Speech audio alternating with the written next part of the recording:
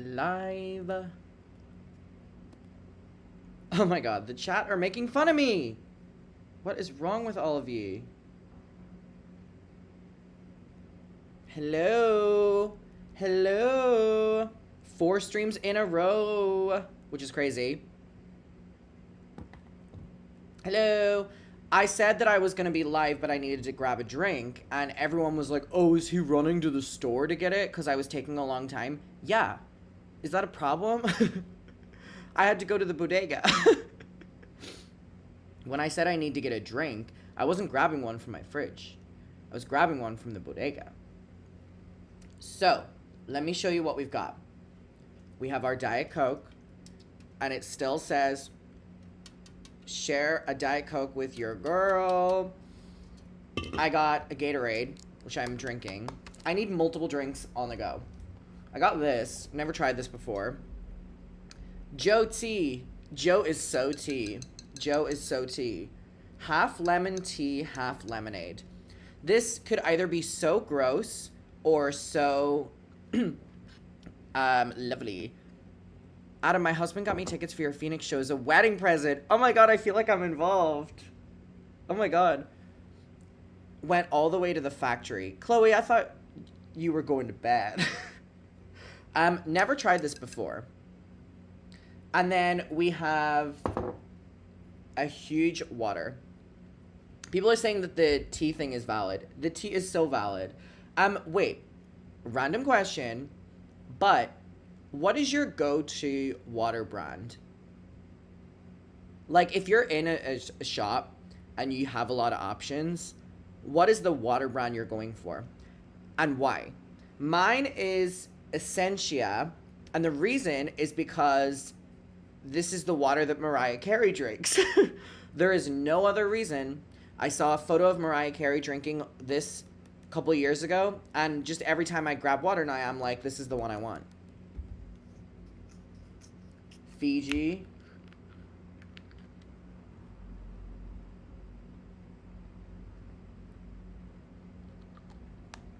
Fiji or Life Water. Never heard of that. Wait, I want to try this tea. Do I have to shake this? Also, happy 420, everyone. Happy 420. Joe T. Joe is so tea. Do I have to shake it? I just don't know. 5% juice. Filtered water, cane sugar, lemon juice concentrate, natural tea, natural lemon flavor, natural lemon flavor. Like, you're not getting real juice in this. You're getting natural flavor. People are saying shake it. Natural flavors, again, whatever that means. Citric acid and ester gum? Why would that be in here? We are celebrating. Okay, wait. Wait, see, now it's gonna... Wait, I feel like you all just set me up. You all definitely just set me up with that. Okay, I'm gonna give this a second. And I have something to show you. Also, tomorrow I'm going to... Well, I want to go. I haven't put plans in place. Tomorrow is my last, like, kind of day off for a couple weeks, because we leave for Nashville on Tuesday, and then we're doing 4 shows next week, and then I come back to New York for like 2 days, and then we do like another, I think we do another 10 shows in a row after that. So I've been enjoying live streaming so much, and I was like, oh, I'm gonna go to bed early tonight, and I was like, no, because the hotel Wi-Fi's are crazy. Like, sometimes they just do not connect at all. So I was like, I wanted us to have a fun kiki today in case it's a second until our next one. The bubbles are from the sugar. It's not carbonated, Adam. Are you sure? Oh. Lol. Adam, you should shake your Diet Coke. I hate you. Okay, wait, let's try it. Oh, goodness. It smells really interesting.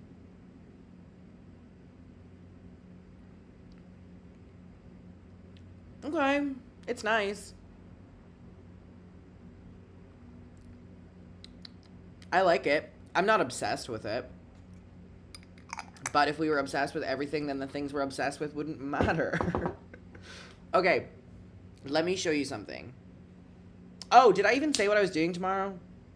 No, I think I... So, I want to go to Clinton in New Jersey. And the reason for that is, was it Lydia I was talking to? I think it was Lydia. I was like, hey muckers, where the fuck can I get a Labooboo? Because I've bought so many knockoff Laboobos, and I was like, whenever I was in Japan weeks ago, I was searching everywhere to find them. They were all sold out in Japan. Like, people are literally importing them from Japan. And I'm like, how the fuck could I not even get one out in Japan? Fuming. And then I, like, was in London. I couldn't find them. In New York, cannot find them. I can find knockoff ones. I can show you my fucking knockoff ones. But I was like, oh, I'm going to 4 different fucking cities next week. Surely I can find them there. And so I was asking people for their recommendations on where I can find Laboobos in Nashville, Philly, Washington, or Boston, because obviously that's my priority. And people were saying blah, blah, blah, blah. And then Lydia messaged me and was, I think it was Lydia, and was like, oh, they have them in Clinton in New Jersey. And I was like, I do not know where that is. So then I looked it up and I was like, wait, this place is pretty. Like, it's like a small town. They have like a windmill or some fucking thing, mill farm. And then it just looks really small. And they have like a bunch of like, all the shops seem to be like local businesses. There's like a main road. It seems very walkable. I don't know what the weather's going to be like tomorrow, but I'm not going to let that stop me. And there is allegedly Laboobos in Clinton. So I'm going to go tomorrow to Clinton on this is my day off before we start traveling and doing the shows. And of course I'm going to spend it in a place I've never been before. Of course I want to spend my final day off for like 3 or 4 weeks in New Jersey. Savannah had the worst day, was hoping Adam would go live. Well, I hope we can kiki together tonight. So, here are some of my knockoff Laboobos. First stream, hey! So obviously these two were from the same shop, and they're balding, and they're also like rock hard. These ones are the closest I've gotten yet, but they're like weirdly skinny, and like it's Velcro at the back, like this cheap shit. And then, where's my other one? Oh. And then I have this, which is a little bit better, but I mean, I just don't like how it looks. Anyways, oh, I nearly flew that. Oh my god, that nearly landed in a candle. Whoops. And then yesterday, I took a gummy and I went into a Pop Mart and I was like, oh my god, I find Labooboo. And then I bought it and then I put it in my bag and forgot about it until like 10 minutes ago. I bought this thinking it was a Labooboo. Like, what the fuck? What was I on? So anyways, but that's not what I want to show you right now. That's not what I want to show you. So I have 2 bags. One of them is this.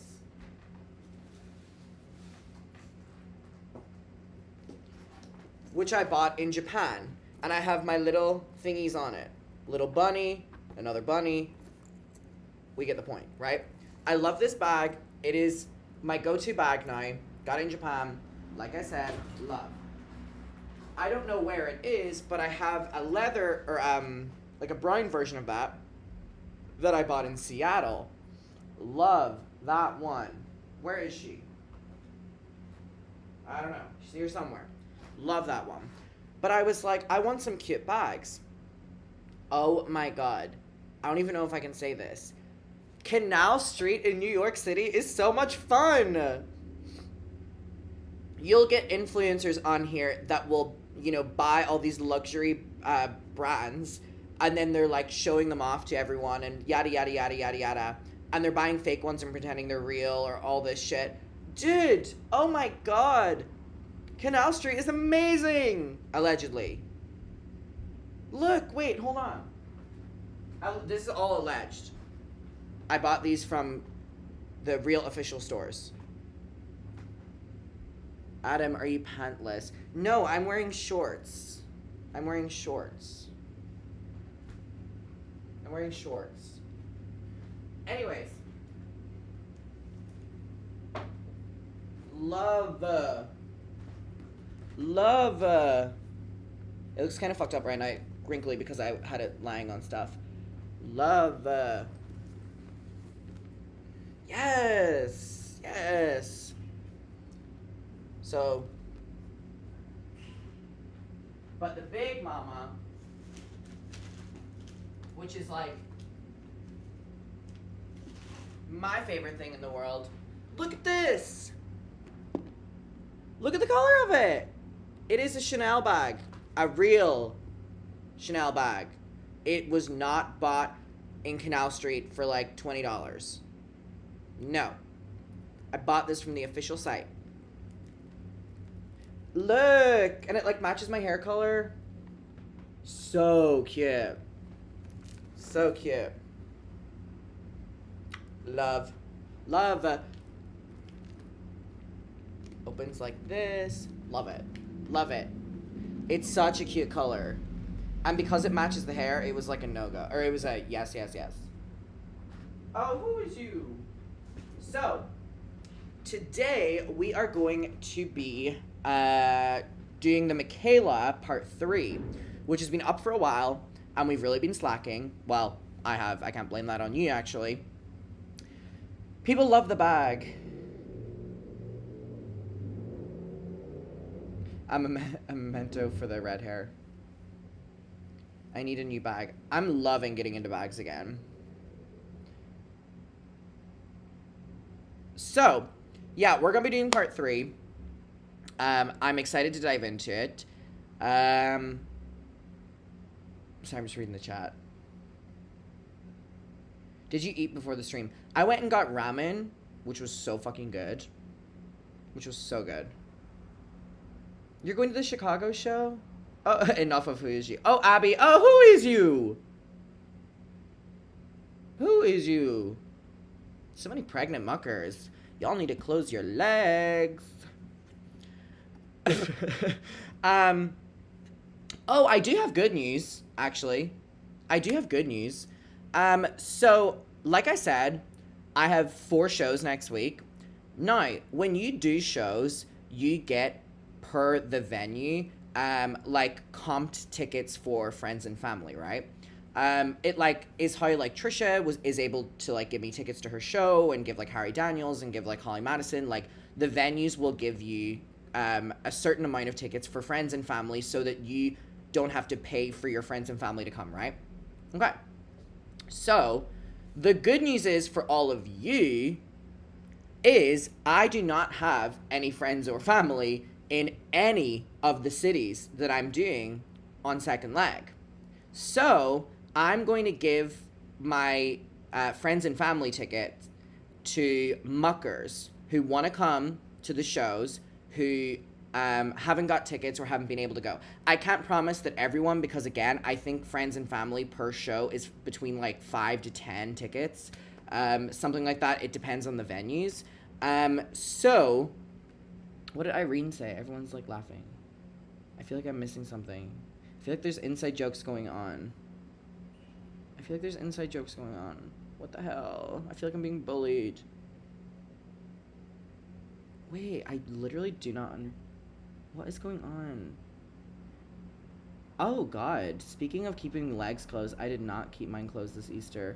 Jesus. Muckers, please. So anyways, yeah. I'm gonna be giving away my friends and family comped to muckers. If you are in, hold on. What cities are we even doing next week? What cities are we doing in like 2 days? So I'm only gonna do it, for the first 4 because that's next week. And because that's like too many like people messaging me to keep on track with.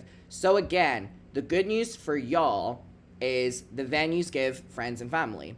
Now, at all of the other shows, except for Dallas, I think. Or no, maybe it was only New York. New York was the show I used my friends and family tickets, but all the other ones I don't have friends and family in. So if you want to come to the Nashville show, the Philly show, the Washington, D.C. show, or the Boston show, per show, I'm able to give away 5 to 10 tickets for my friends and family. I've already given some of them out from people that had already messaged me. But if you want them, it's literally just going to be first come, first serve, or like whoever I respond to. Follow or DM if you already do it on this account, because I can't read DMs on my main account for some reason. It doesn't allow me to open DMs, so I can only get DMs on this account. It's my McIntyre's dump. If you follow me already, you should be able to DM me, or if not, just like comment on a post and be like, Adam. And then if you don't follow me, I think you need to follow this account to be able to, or wait, actually, I'll just put it on public. Hold on, let me put the account on public. And again, once I finish stream, I'm just gonna like first come, first serve. Alright, my account is now on public, so anyone can DM the account. So again, I'm able to give away my friends and family. Okay, I can already see people messaging about it. I'll open it later. I'll just try my best to be like, bloop, bloop, bloop, bloop, bloop. So, again, I'm going to be giving away my friends and family tickets, because I do not have any in any of these places. Nashville on Tuesday, Philly on Wednesday, Washington on Thursday, ? And Boston on, I think it's the Sunday. Per show, I have like 5 to 10 to give away. If you're in any of those cities and you want the chance of getting free tickets and being put on the list, who is you, lean back? Just message the Finsta account, and after the stream, I will respond to the people. All right. I'm just going to keep that account on public. Sure, what the hell? Oh, I actually really don't want the account on public. There's a lot of stuff on there. Okay, there was a lot of people I wasn't accepting onto the account. And hold on, I need to delete that really quickly. There's a post on there that I wrote about a guy I was seeing and his friends, and I follow the account. Okay, put that on archive. They do not need to see that. Okay. We're good again. Welcome all to the Finsta. That was scary. That was scary. Hold on, someone just let me know. Alright, okay. So, don't forget about the Japan posts. That's fine. That's fine. Anyways, who is enjoying 420 tonight? I need to get a sense of the vibe. It's your birthday. Happy birthday, Max. Someone said, what's the account to message for the friends and family ticket? By the way, it's not guaranteed. I don't want to get everyone's hopes up, because again, there only is like 5 to 10. I will just like fucking randomize it as best as I can. It's McIntyre's dump. For the first 4 cities, I'm going to be giving away my friends and family: Nashville, Philly, Washington, Boston. If you want them for that, for the chance of it, again, I can't promise, message this account and say what city. Oh, there's a lot of people. Wow, you know what? I was saying this to my mom because we were talking about merch, and I was like, Mom, I'm not kidding. I think like we should sell something like an ash table or an ashtray or something like that, because I'm like, look at the muckers. There's a beautiful man coming over with gummies. Neo.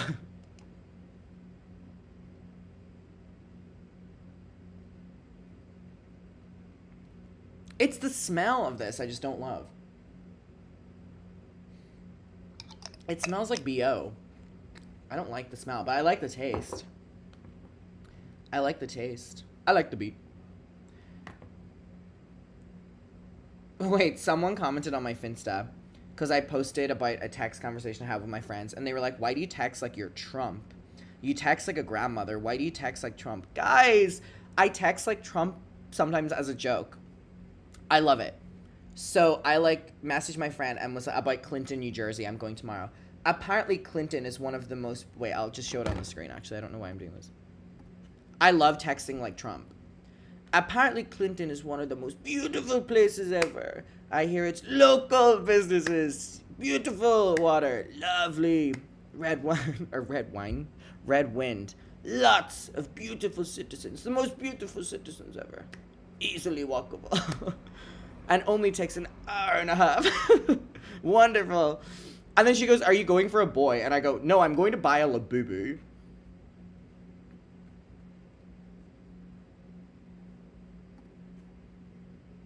Do you like my shirt? I thrifted it.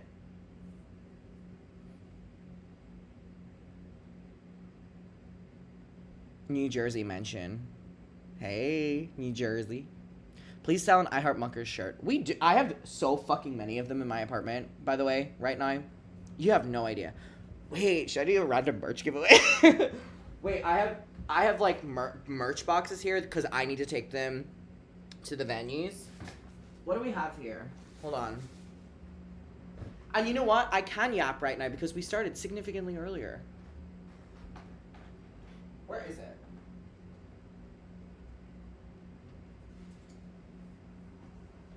Okay. I think it's here. Let me see what we have. I have a lot of gifts that I was given in this bag too. Wait, is this the bag? Oh, it is. I don't know why I have so much shit. We have a lot of these bitches. We have a lot of the I Heart Muckers. I have endless I Heart Muckers totes in this fucking apartment. Please, I need one. What else do we have in here? We have all the shirts. The I Heart Muckers shirts. We actually aren't taking these ones on second leg. So that's unfortunate. I think we are for a couple, but we're not like, we have a new shirt. So like, say goodbye to the I Heart Muckers shirt.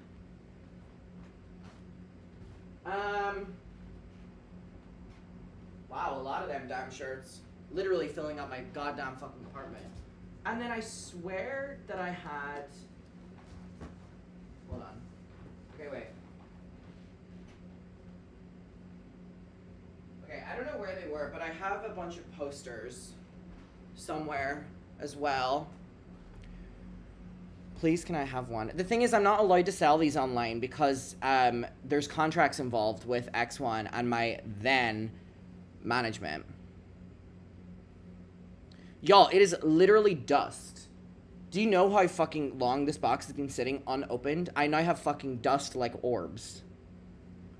Christ. Is it snowing? No, it's the dust from the fucking Muckers merch. That shit has been sitting there for fucking weeks.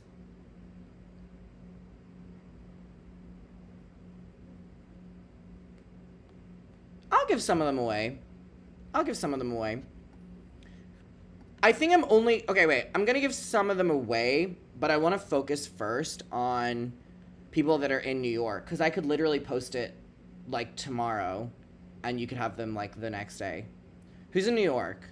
By the way, I'll give some away to other places, too. I mean, I just have it fucking sitting here.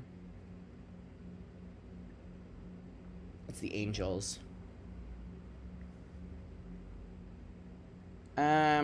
Wait. Ooh. I have an idea.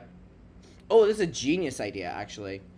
Who's watching in New York right now who doesn't have tickets to the New York show? Ooh, that's good. Oh, I'm genius. Who's watching from New York who hasn't bought tickets to the New York show?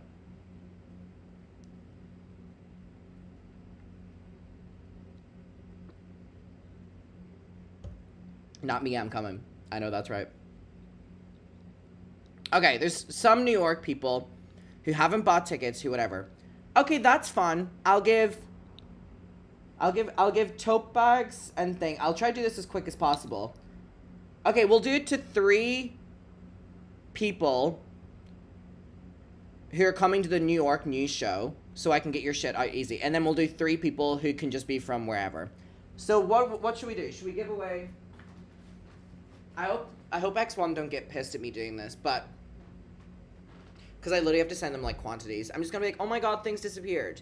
Okay, so I'll give away the I Heart Mucker shirt if we have the size. I'm pretty sure we should. I'll ask you for your fucking size. And then the tote bag. Alright. So... Oh, that's good then. Okay. Oh my god, the fucking dust. The fucking dust. So, we'll do the 3 New York people first. By the way, because I have so much of that left over, I might just start giving it away to people who, like, have, are, like, in the community and stuff like that. Because, again, I'm not taking most of this to second leg. I don't want to lunge that around. These are going. So, we'll do the 3 New York people first. So, I've now pinned the New York show.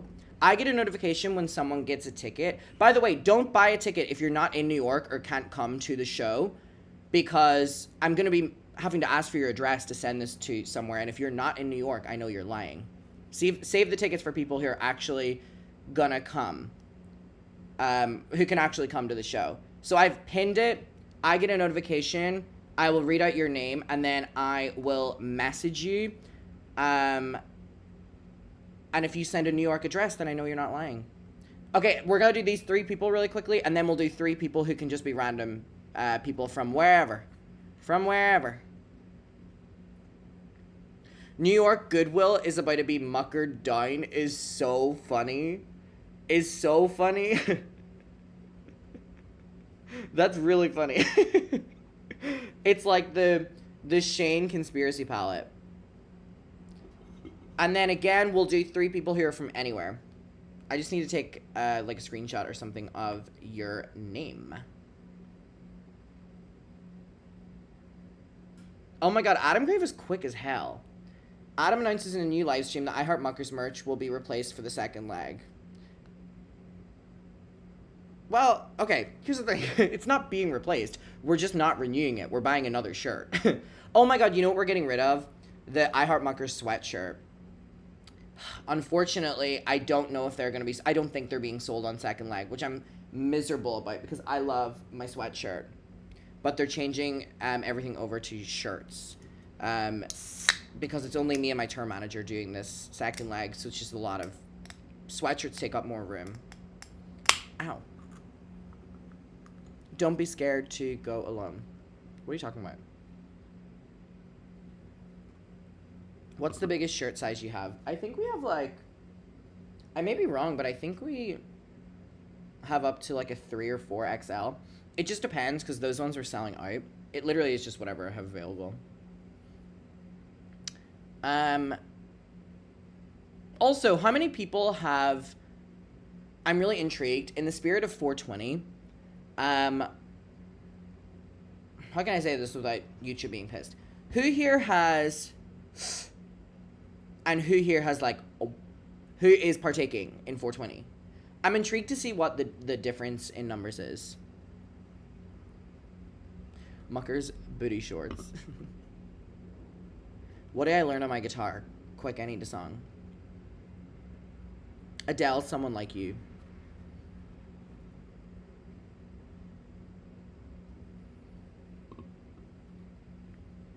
Both. People are saying. Yeah, I'm going to be doing an Escape the Night tonight as well. Not on here, because of copyright, but on my Patreon. Girl, I be green tonight every time. That is fair. That is fair.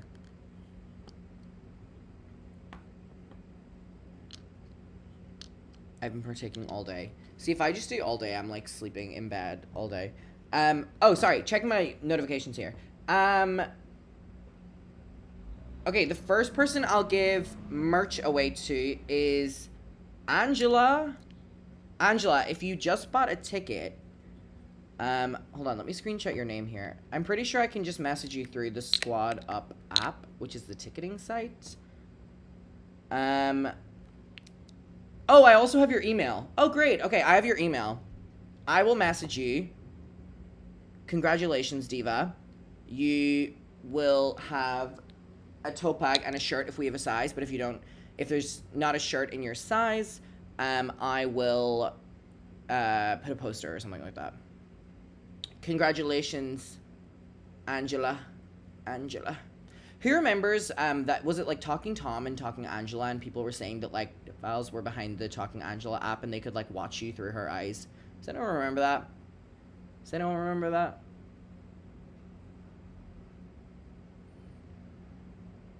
I didn't just make that up. Does anyone else remember Habbo Hotel? Hands up if you got groomed on Habbo Hotel. Let me see you. Habbo Hotel, crazy.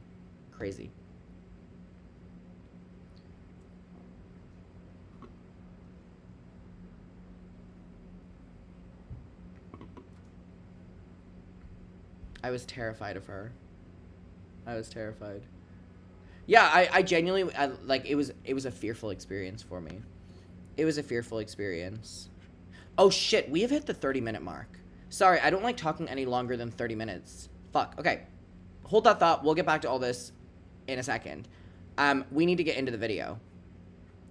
Because 30 minutes is my cutoff of yapping. Okay, we'll do this after. Or something like that. Because for right now, we need to get in. So, let me load up Mikaela's video. All because I liked a boy. Oh my god, Kick? Crazy.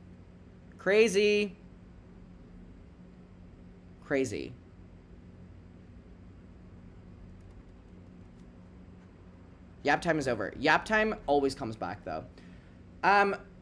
Okay, also, sorry, I did just get a notification. Vincent, I hope you bitches are actually from New York and able to come to the show, because I'm gonna check when you send your address for me to send the stuff to. Vincent, if you are in New York, because I see that you just bought tickets to the New York show, I will email you on the account that you just bought tickets under. You better be from New York, bitch. And you've won shirt, tote bag, or if shirt doesn't fit, poster. Kick was crazy. Yeah, Uvu, right? Yeah, Uvu was crazy. Uvu's crazy. Unai was fucking great. Do you remember whenever every YouTuber would be doing streams on Unai? There was also Periscope. Periscope was crazy.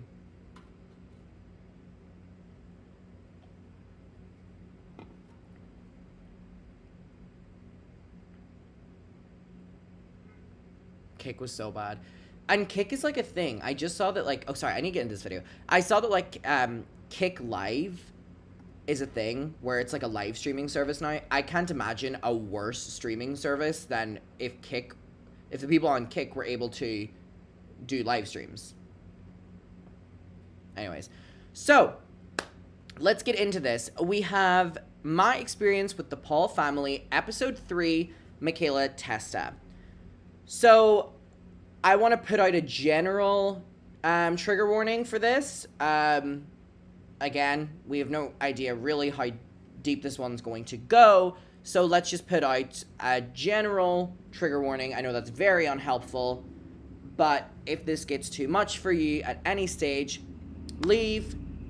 You can come back a little bit later, like 5 or 10 minutes later. Oh, my ear really hurts, my earring. Don't pressure yourself to stay just because you want to kiki. You can pop in and out, depending. This is the first time I've done one of these live. Normally I film these, and I take some breaks because, you know, they're a lot. So, let's do this. Also, I just read online, I thought this was the last one. It says, love you guys and see you next week for episode 4 where I debunk the Paul's response because, oh, I need to fix my pinned comment. Because again, Anna Paul responded and it was like terrible. New York show tickets, July 11th. Limited time, use code. Wait, I'm gonna put the code empath back on the New York tickets. for... Hold on. I'm editing the... I'm putting the code empath back on. Because I always do that whenever we're on here. Empath 20%. Nothing too crazy. Alright. Go to empath for 20% off tickets for the Also, we're under 100 tickets until we sell out that damn New York show, which is crazy because it means that we're like approaching within a week. We're still under a week of when this was announced, selling out the entire venue, which we didn't even do when we did the venue before, which is crazy. Limited time to use code empath for 20% off tickets for my New York show. Tickets July 11th. Love. Replace pinned message. Okay. So let's get into the video. Right. It wasn't the abuse and all the fucked up things that were happening to me. Oh, also, I commented on this video whenever it came out. And, okay, hello. Sorry, what the fuck is going on? And I was like, Diva, how long did you film for? And she was like, 8-9 hours. I look rough. She filmed for 9 hours, which is crazy. Crazy. Also, one of my favorite creators moved to Paris, which is crazy because I'm also moving to Paris after I move out of New York. And I love Ryan's videos. So I'm like, Ryan, I want to be your friend. You're talking about moving to Paris and needing a system of people. I have friends in Paris. Let's kiki. So by the time I move there in a couple months, this is my invitation. Ryan. That, I was about to say that is his name, right? So let's get him. That made me break up with Addis because I didn't care or love myself enough to do that for myself. It was the constant reminder that I had been participating in whatever happened with Alice. That would eat me alive at night. I would cry every day, hear some pics. So Alice was...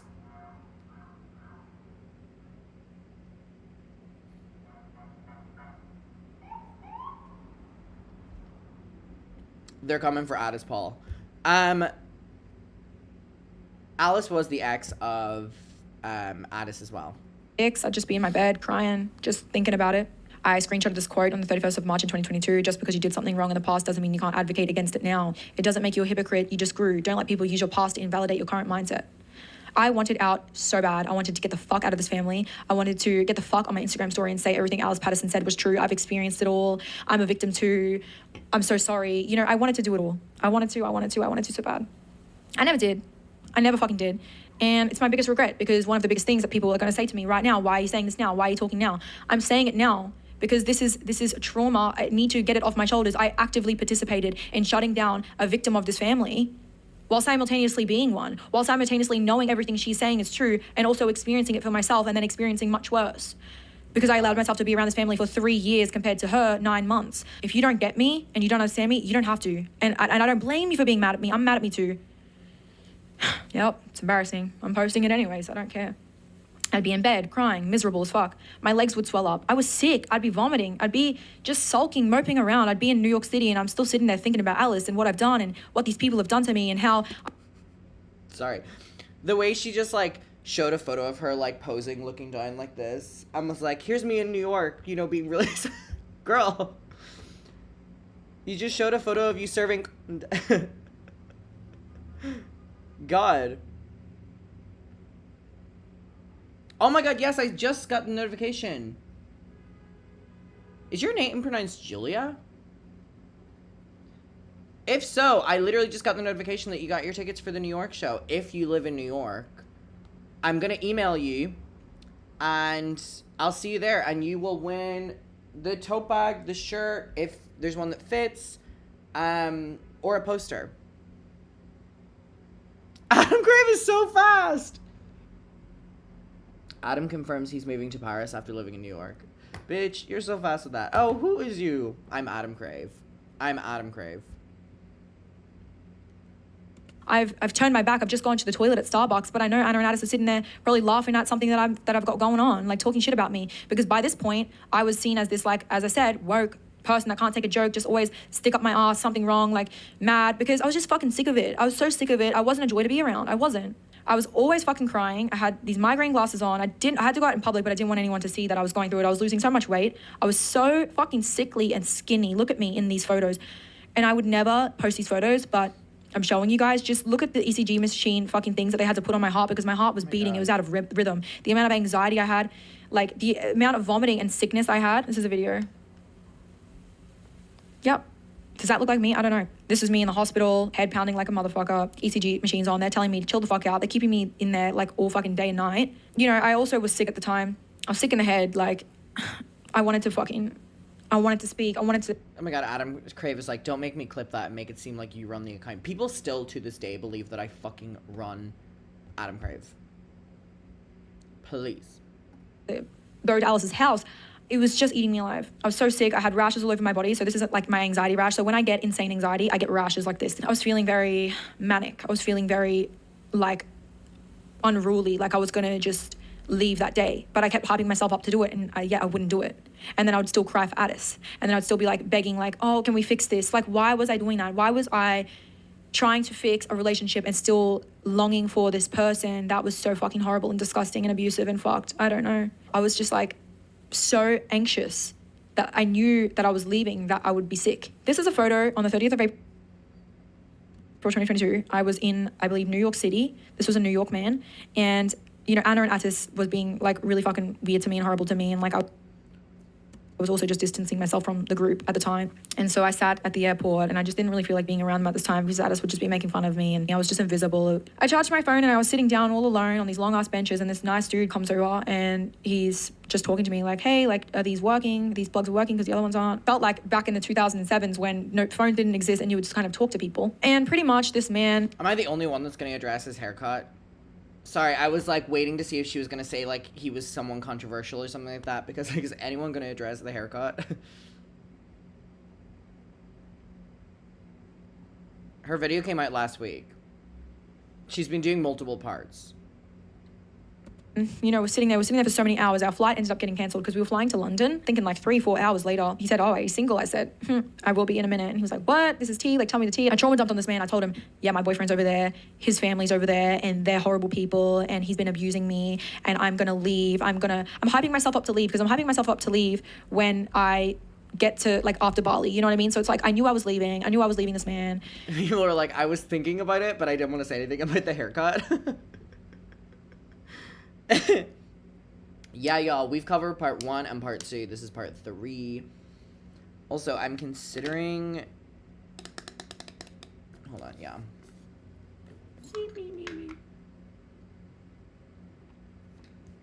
Yummy.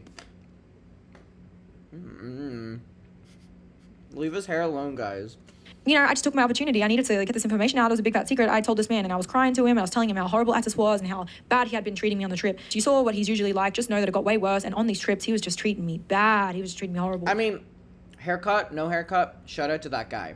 You know, I'm there in the country. I've only got Anna, Glenn, and him. We're all fucking there. It's like, it's either, you know, I'm by myself or I'm with them. So this nice man, you know, listened to my whole fucking story. He gave me some really good advice. At this time, the COVID shit was fucked. You had to board the plane and use your own ticket and you had to show your passport and all that. Like, it's really, really locked down. You had to sit in the seat that you were assigned. He said to me, look. Wait, what? Girl, isn't that just a normal flight? Wait. She just said this was like COVID times or before COVID times where you would have to like show your ID and you would have to sit in your designated seat.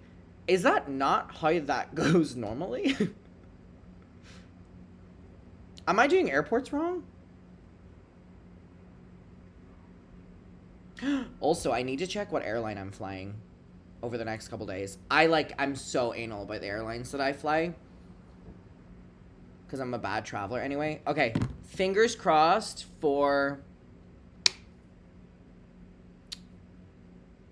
Oh, speaking of grapes, by the way, I have been severely put off grapes. My favorite grape place, I went and got some grapes this morning, and I was eating them, and I've already washed them, and then I'm like, Oh. That's moldy. Oh. They're pretty much all moldy. So now I'm terrified to eat grapes. Anyways, let's see what airlines I'm flying. I love a Delta. I'm okay with like American Airlines. American Airlines are actually my normal go-to airline because I have rewards with British Airways. So I collect points on American Airlines and I get to use the first class lounge. Love. So Delta, American Airlines.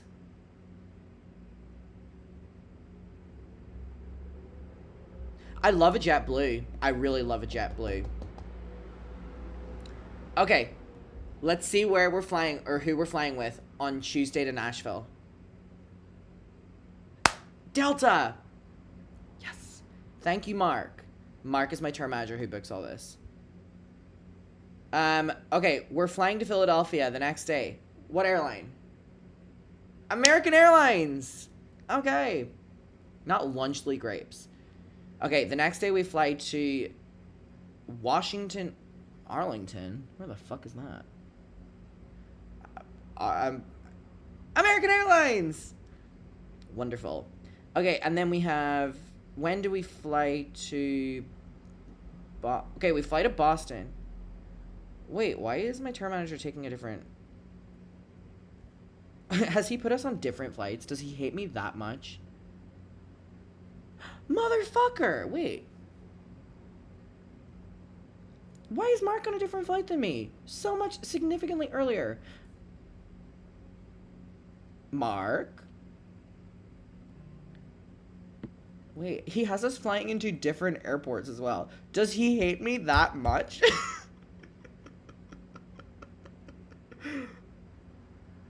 Or wait.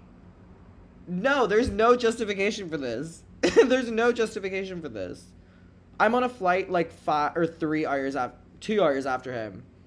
Mark, what the fuck?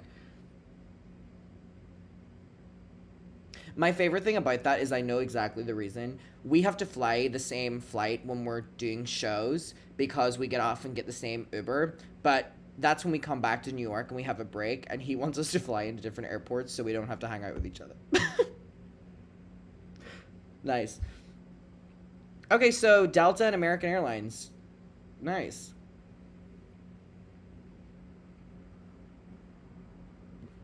All right.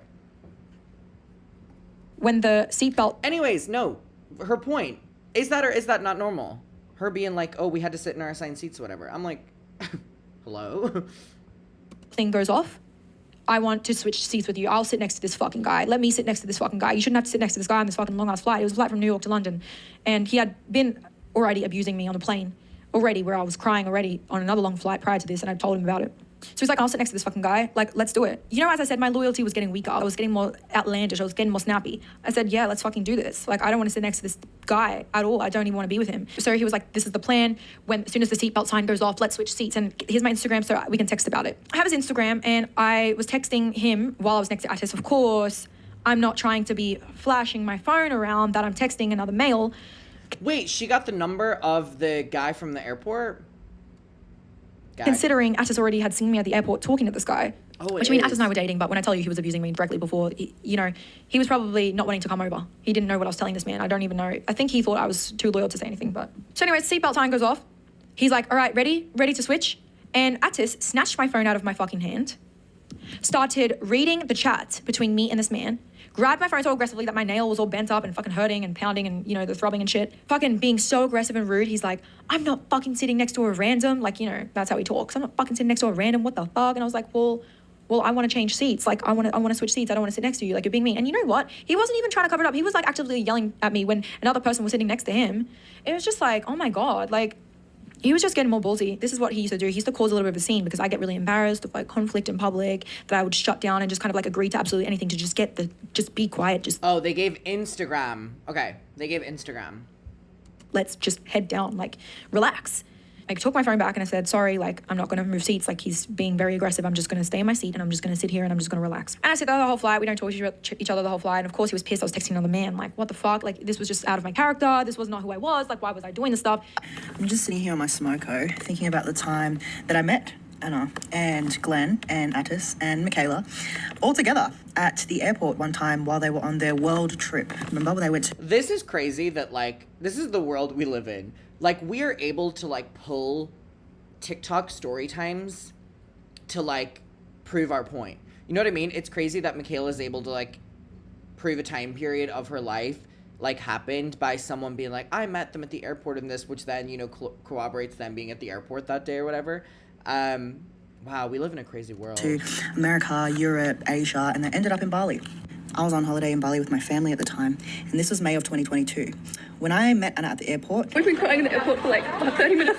I don't really have anything shit to say about Anna in this video, or at all, personally. But, Attis, that motherfucker, when I tell you, his presence is just... bleh. So we were actually catching the same flight home. She was going back to Brisbane after travelling the world, and she actually told me that they were just going to take a break from travelling for a bit because they were just a bit tired and homesick, and understood, you know, they were travelling for months together. Keep in mind this timeline, right? May 2022. When did Mikaela and Attis break up?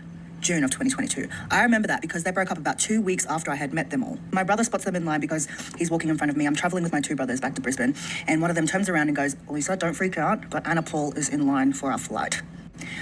I freaked out. It wasn't just her, it was her whole family, the whole gang, apart from her dad, who's probably dashing. As soon as I see them in line, I am formulating my plan to approach on the other side, because I know they're getting on the same flight as us. Am I the only one that didn't know who Anna Paul was before all of this? Like, I get it, she's huge and stuff, and maybe it's just not my side of social media, but I had really never seen one of her videos before all of this.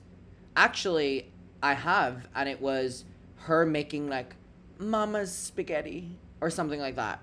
And it was, like, her doing a recipe. And I was, like, scrolling through her page, and I find a video that I had liked. And I was like, why have I liked this? And I was like, oh, I remember that video. It was, like, her and her mother cooking food. But I didn't know who the fuck she was. So I know we're going to be waiting at the same gate. And that was when I was going to make... It's a lot of people saying I didn't know her, and then a lot of people saying I know her, but I'm Australian. My move. I approached her at the gate. She was lovely. Glenn was lovely. But when she took me back to her family to introduce me to Attis, Mikaela, and her mum, another thing to note is that while Mikaela was with them, she wasn't exactly with them. So, like, in line, it was Anna, Glenn, and Attis all kind of in a circle talking to each other and showing each other stuff on their phones. Their mum was lined up behind them, and then behind their mum, a few inches, was Mikaela.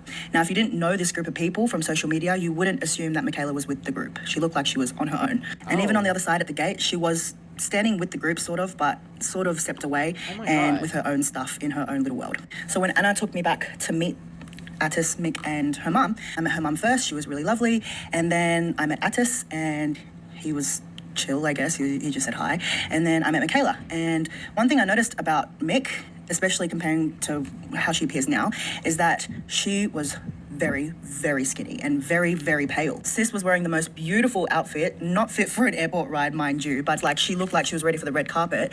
And she still looked really unwell. Fast forward a few days and she's posting up how she's been vomiting nonstop and she's so sick, she's lost so much weight. And I remember looking at that photo of her, it was a selfie in the mirror, and just instantly being reminded of how she appeared and how she came off when I met her in Bali. Now, when I met her, she was so friendly. She was like, hi. She gave me a hug and then went back to what she was doing. But I just noticed that she just was off, you know. Her demeanor was very standoffish, like even to the people that she was traveling with.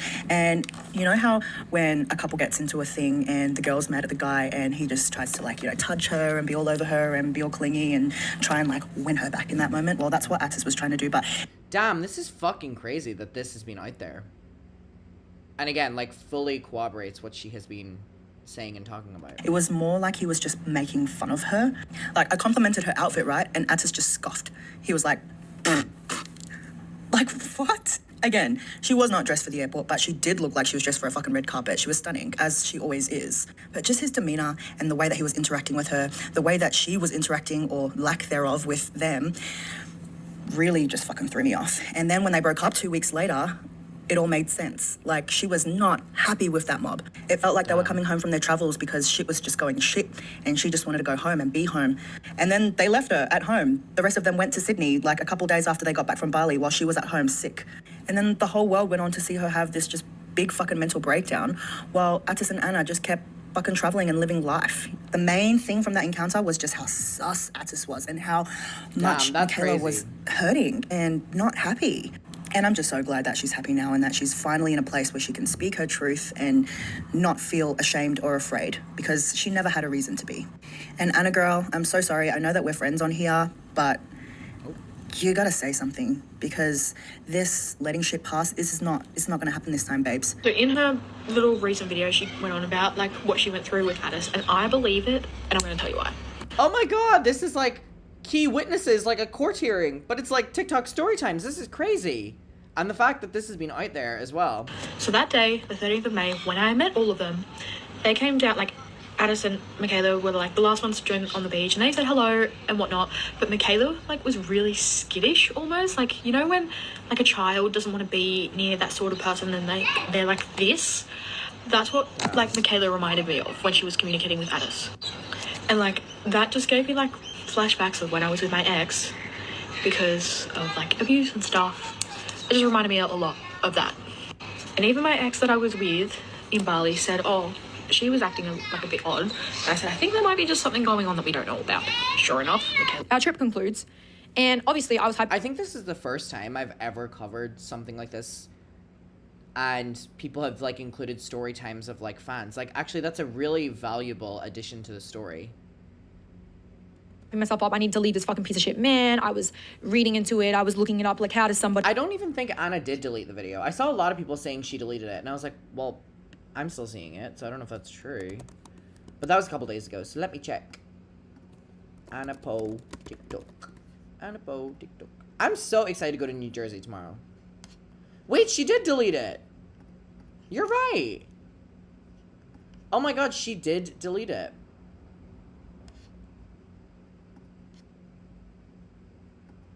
I'm very tired, but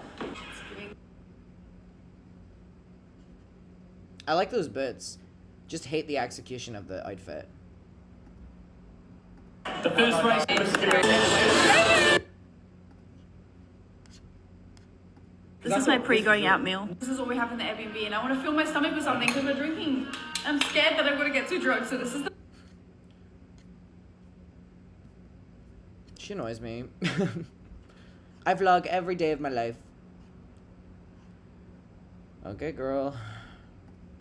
With this, obviously, because I was aware that I had some sort of mental health problem. I had some sort of trauma, bond, connection, because there's no way. People are saying it's region restricted, and people are saying it's just age restricted. My gods. My god. A normal person is longing for the person that's literally raping, abusing, all this stuff. So I knew I had something wrong with me.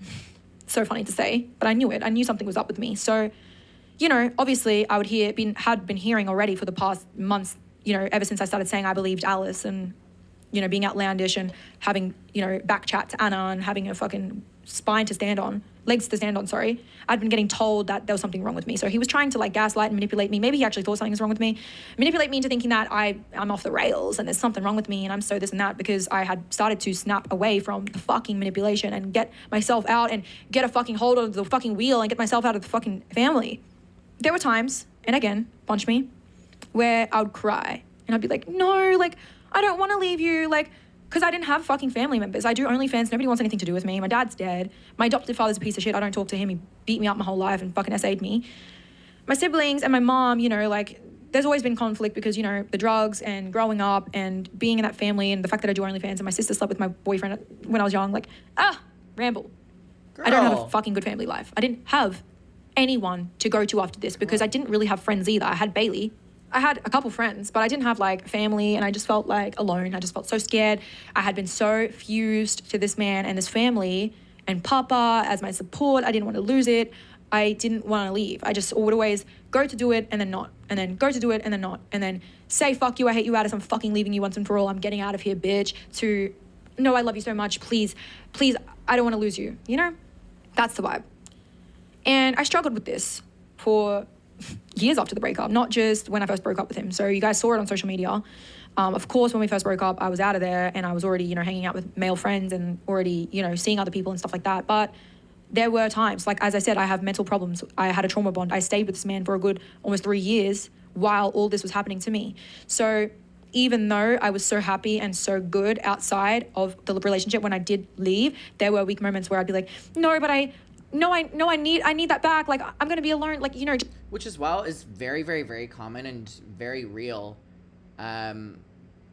Situations like this are complicated. Just a freak out. Something wrong with the brain, dude. Someone needs to scan it and tell me. But yeah, something wrong with my head. Just running back to my abuser, just wanting him back. So anyways, we're going back to when the Bali trip ended and I ended up back in Australia. Obviously, I was in hospital, I was sick, I had anxiety rashes, I also caught COVID or something, some sort of flu, some bullshit. And I was bumming around in bed, I was hyping it up, I was trying to leave, I was about to do it, I was gonna go to Europe with my friends, and I just didn't know how to tell Atis that I was gonna leave. And at this time, he was also saying to me that the relationship's over and I don't wanna be with you and all that stuff as well at the time, because as I said, I was so outlandish. I would just say to him, you're fucked, you're an abuser, and you abused Alice, and you did all this stuff. So I started to get a little bit more mouthy towards the right end of the relationship. And I would just tell him shit like that. And he would say, you're a psychopath. There's something wrong with you. You have something wrong with you. My God. And I'd be like, no, I don't. The only thing wrong with me is that I continue to stay in this relationship when you do all this stuff to me. He would try and get in my head and say, where's the Mikaela that I love? Where is she gone? Is she still in there? He would try and convince me that. That's such an abusive tactic. And also parents do that as well. Where, like, parents will say to their child, and it's such an abusive thing, like, where did my happy little child go? When someone's, like, going through, like, depression in, like, teen years or young adulthood, or, like, where's my little, and then they'll say, like, the name of the kid, and they'll be like, I don't recognize you anymore, and it's, like, really, really, really weird. It's really strange. I'm crazy. And so would Anna. Anna would participate in this too. She would also be like, oh, I don't know what's wrong with Mikaela. There's something wrong with her. Like, maybe she's got something wrong with her mental. Like, they would literally start talking shit about me. Mama would say shit like, I think Mikaela's a borderline. She's got borderline. Like, she's fucked. Like, da-da-da-da-da. But also, at the same time... Again, it's like they're provoking this reaction from her. And she's reacting. Like, people love to do that. And then when someone reacts, they're overreacting. When I would talk, this was when we got back from Bali, I would tell his mum, yeah, I'm going to leave Addis. And in those moments when I'm so vocal saying I'm leaving this family, hey guys, I'm leaving on this date, I'm leaving, that's when Anna starts the waterworks, the tears. Oh, you're my sister, please. Please don't leave Addis, please. She's crying at Potato Head in Bali saying, please don't leave. I'm going out to lunch. Here's the photos. Mama's taking me out to lunch. We never went out to a lunch on our own, ever, never.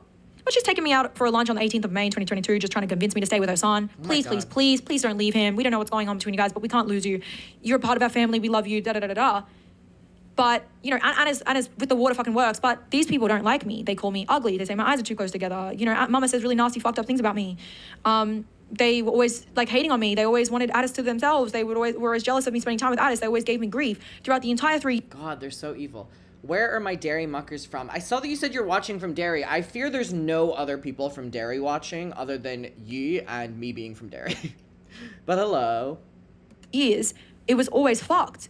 But now that I'm saying to you guys that I'm leaving, and you're also hearing information from Atis that maybe I'm potentially aware of potential abuse that I might have gone through, you're making it your best interest to take me out to lunch and convince me to stay with your fucked up son, and Anna crying at Potato Head saying, you're my sister, I can't lose you. God. Again, more coercion, more tactics, more trying to keep me in the family so I never open up my mouth, because when I tell you I was getting mouthy, I was getting very bold. In New York City, I was saying to Addis in front of Glenn and Anna, which I would have never done, fuck you, I hate you. Like, yeah. So I guess maybe I started to look like a little bit of crazy, like a crazy girl, because that's what somebody that's abused starts doing. Again, being provoked and giving a reaction. To, what is it? Rebel. They start to rebel. So yeah, you know, I was taking what this family was saying to me. You know, Mama was saying, I think you're a borderline. I was thinking I'm a borderline. I'm saying I must be. I'm going to go get checked. Addis is saying, you're fucked. Yep, you definitely have it. Anna's saying, yep, everyone's green. So I'm like, this is screenshots that I had from 13th of May, 2022, looking up about what borderline is, what medication you take, you know, antipsychotics, all this, that. And then what do you know?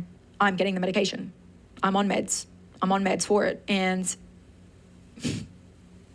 now we're going to get to the next part of the plot. I get a diagnosis. You know, I want to break up still, although I still am trying to I'm also going back and forth in my head. I'm also going back and forth in person. I'm also saying like, wait, I don't want to go. Wait, yes, I am. Fuck you. Yes, no, wait. I'm just doing that. It's a mess. So I leave the house in June. I'm leaving the house and, I'm talking to my friend Caitlin. I'm telling her about shit that I've endured. And I said, fuck this. Let's go to Bali. Let's have some fun. Let's get the fuck out of here. And I'm never looking back. So what did I do? I packed up my fucking big ass Samoas, filled them to the brims, and I got my ass out of there. I went to Bali and I stayed there for a long time. Yep. And I met friends and I had a lot of fun. When I tell you that, Atis not only just took 50% of my income, he would take money from me to invest it into things. He would buy cryptocurrency for me.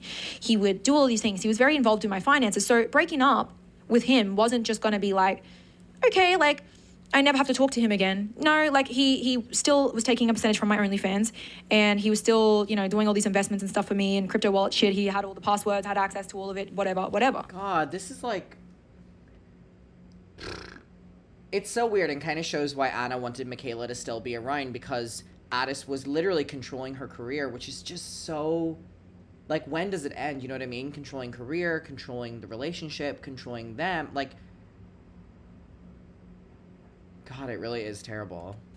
And at this point in time, we hadn't posted that we broke up. I didn't know if we were going to post it, but I just knew that I was going to be in Bali with my male friends that Atis does not like, which he never knew, by the way. And I knew that he would get spiteful and potentially, want to make it public or whatever, and I was ready for that. He would put bets on for me. He would put trades on for me, most of such which were completely unsuccessful. He would buy crypto for me, which was the fucking shit coins. He would buy shit coins. He ran that crypto bull runs group. Everybody remembers this shit. It was like an OF group, but it was just like a group for crypto. And they were the shittest coins ever. And he would give horrible advice, and I would be getting so much hate anyway. During this whole relationship when he had this shit going, I was getting so much hate because everybody was so upset with his decisions. And they would be out of money, and sometimes they'd make money. I mean, sometimes he'd have support, but most of the time it was just fucking hate. Oh. Still to this day, I'm unable to locate all of the wallets he set up for me. That is just a fact, honey. And he's just been no help at all, like acting so nonchalant and silly and stupid. Whenever I ask him a question of what this wallet is, he acts dumb. Yeah, and this was because he was salty that I cut the percentage off and we broke up. So obviously when we broke up after a few weeks of me being in Bali, I just kind of like, I had my friends around me, and, he really tried to manipulate me before I left. Like, you need me for your accounts, like you need me like to still manage you, like you're gonna go into the ground if like I'm not working on your stuff still, which God, this is all like, again, it's like men think they are so important.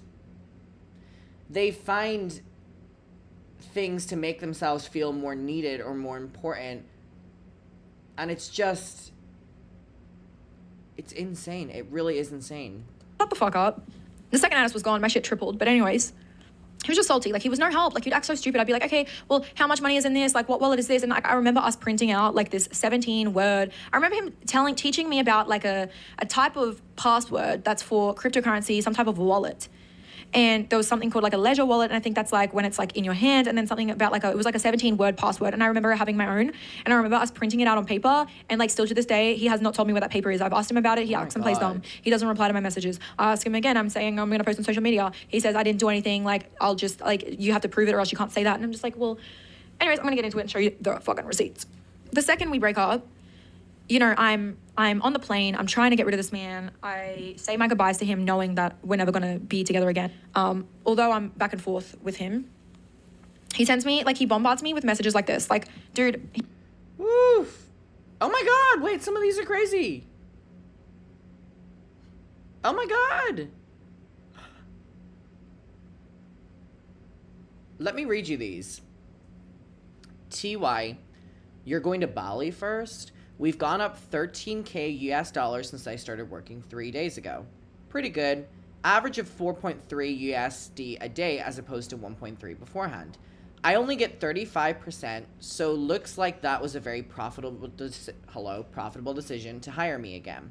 If you give me more content, please, such as selling, I can seriously get you to 150K USD a month.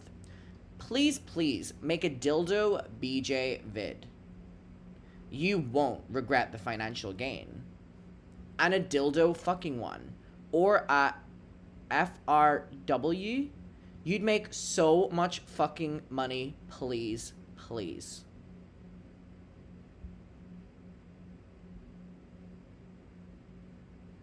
Whoa.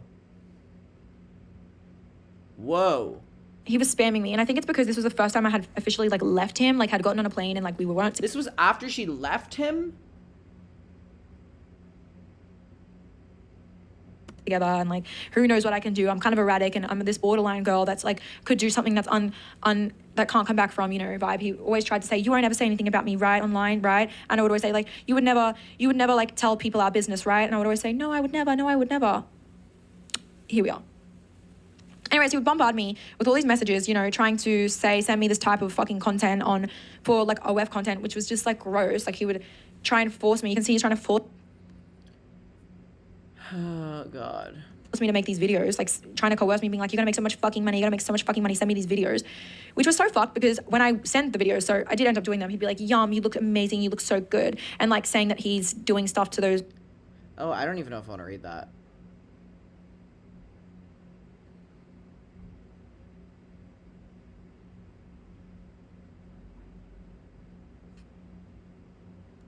Videos while we're broken up, while I think he's disgusting, while I think he's a pig. Over time, with like that stuff being like, you know, me having to send him these videos of myself that are just gross and we're not together, and he's just like this fucking guy that's done all this stuff to me, and like of course I'm going in and out.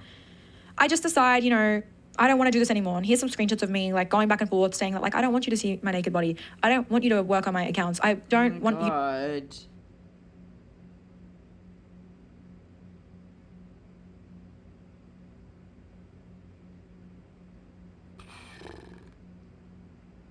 Watching your behavior and your thought work is actually scary. There's something I missed. She said, I'm just trying to be a neutral ex-girlfriend. Oh my God. You doing this for me. I don't want to be working with you. I don't want to have communication. And then, you know, there's some screenshots of me and Grace being like, talking about it, and Grace being like, you should be with a man that doesn't even want you to do OnlyFans, that doesn't want you to have to do this to make money, not force you to do it. And she's so right. She's so right for that. I end up cutting him off the OnlyFans. You know, shit goes south. It really does seem like he was like fully trying to just like pimp her out. Which is so fucking disgusting. Considering everything else he was doing. On top of that. On top of that.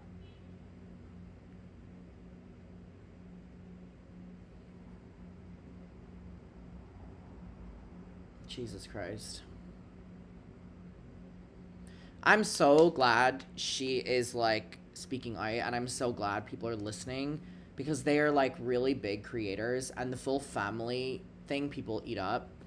You know what I mean? It's a lot harder to take down like this perfect family rather than just one creator, you know what I mean? And yeah, I'm super happy for her that people are listening. Yeah.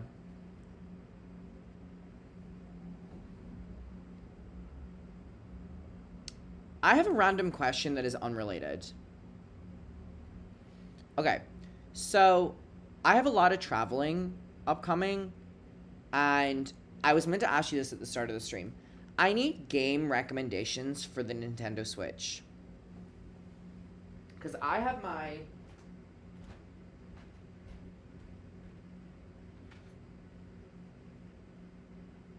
The micro SD card has been removed. What did I do? Wait. Micro SD card has been removed. Wait, this... I feel like this is lying to me. Where's the SD card normally? I don't think I removed it. Oh, I did. Oh my god, that means every game I have is going to be deleted. Because I need game recommendations. Fuck's sake, why did I do that? I need, like, fun games. I don't like stories. I don't like having to do that much work. But I like something fun. So, please educate me. Is Hello Kitty Adventure out yet?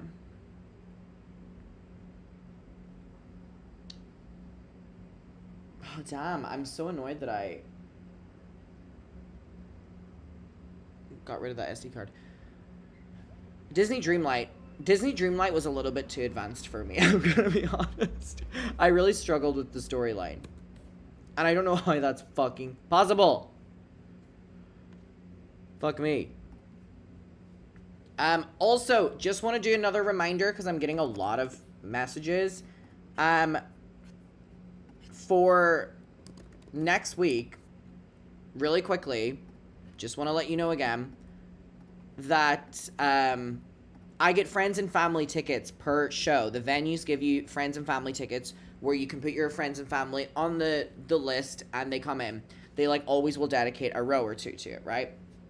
So I don't know any friends or family in any of the upcoming cities I'm doing: Nashville, Philly, Washington, and Boston. So I'm going to be putting muckers on the list instead of family because I do not have anyone that I need to, and I don't want the tickets to go to waste because they are literally free tickets.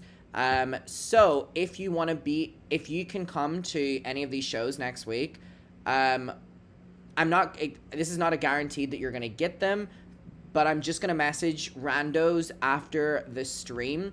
All you have to do is message me on my dump account. This is normally private, but I've put it on public so anyone can DM me or message me. Let me know what city out of those first 4, and I'll just respond to people after the stream. I have like 5 to 10 max that I can give away. So if you want the possibility of getting put on the list for Nashville next week, Philly next week, Washington next week, or Boston next week. Chloe said, not using randos. Message the Finsta and let me know. And I'll message you after this stream. So I'm currently pasting the Finsta. Just wanted to give another little reminder.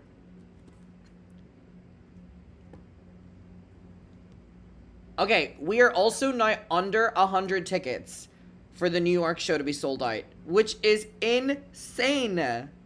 Insane. What the fuck? Oh my god. That is amazing. Wait.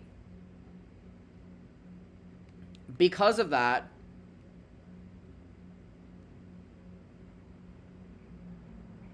I can't believe that. Oh my god, that's amazing.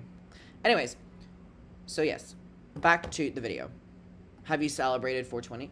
Well, yes. He goes broke. He's suicidal, of course, yada, yada. Then obviously, like, you know, cutting him off the percentage. Where's this man's income coming from? This man's ego is so fucking high. He cares about money so fucking much. Like, what was he supposed to do other than allegedly scam money from my fucking crypto wallets? And then insane. He actually, like, this is literally scammed money out of a bets account of mine. So I sent him all the fucking receipts. By the way, he put a fucking shitty bet on my Bet365 and lost $6,000 in one day, which I didn't even know he did this, but I went and found the receipts. Which again is crazy if he's trying to gloat about how much money he will get her, considering he's doing the fucking opposite. After, because I was just kind of like looking at all of my accounts and like looking through stuff because, you know, we had been broken up for a decent amount of time. This would have been 21st of November, 2022. So we broke up in like June. I sent him a message. I said, you can send me that money back right now before I called police. I think it's so pathetic and silly that you think I'm this stupid. Also, how embarrassing for you. Get a job instead of scamming your ex-girlfriend, you freak. Ooh. Ooh. And, you know, obviously, I had been nice to him after we had broken up. I'd been nice to him this whole time. I had never said a bad word about him really online. I was neutral to him over messages. He would message me and I'd still respond all nice. So he was shocked. He probably thought, oh, this crazy... yeah, I want to look into the Kirby games. The borderline girl that I've put through so much shit. She's gone. We're not together, and I know she doesn't want to be with me, but at least she's not yapping her mouth on social media. He was probably sleeping well at night. He was probably thinking, like, yeah, she won't. She would have by now. She would have said something. Insane. Babe, it was brewing, and it was brewing for a couple of years.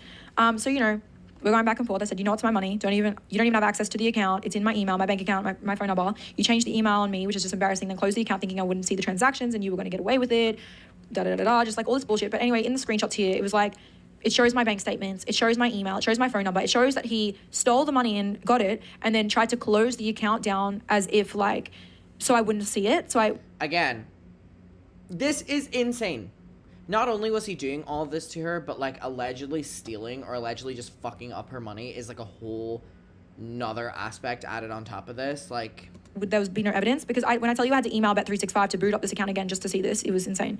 So anyways, yeah, I'm going off. I'm like, send me the fucking money back, and if it's not in my account in 24 hours, it'll be all over TikTok. I was threatening this man. ooh! If it's not on my account in 24 hours, it'll be all over TikTok. In 21st of November, don't fuck with me. I was telling this... You realize you just threatened me. And she said, and I'll do it again.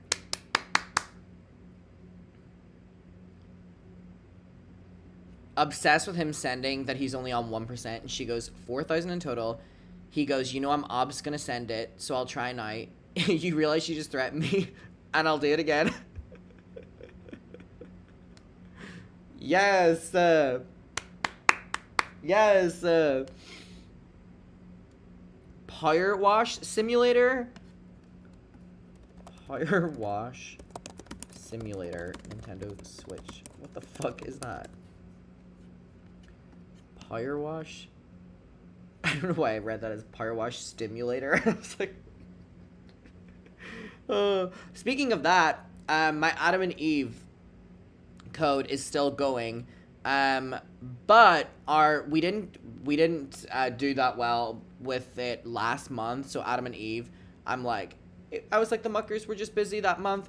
So I'm trying to keep my Adam and Eve sponsorship. We've been on them for like 3 years now. Go to adamandeve.com, code Adam50, 50% off, 1 item and free shipping. This video is not sponsored, but I do have that affiliate with them. I didn't want to lose that damn sponsor. Y'all go to adamandeve.com right now. You buy yourself a power wash stimulator and you use code Adam50. You just wash things. It's satisfying. OMG, SpongeBob. $25 is crazy for this, though. Right? Like, power wash simulator. Oh my god. Special pack. Pack 5. Oh my god. DLC for $5. DLC for... You have to pay extra for the SpongeBob DLC? What is wrong with this? Okay, everyone buy a toy now. House Flipper.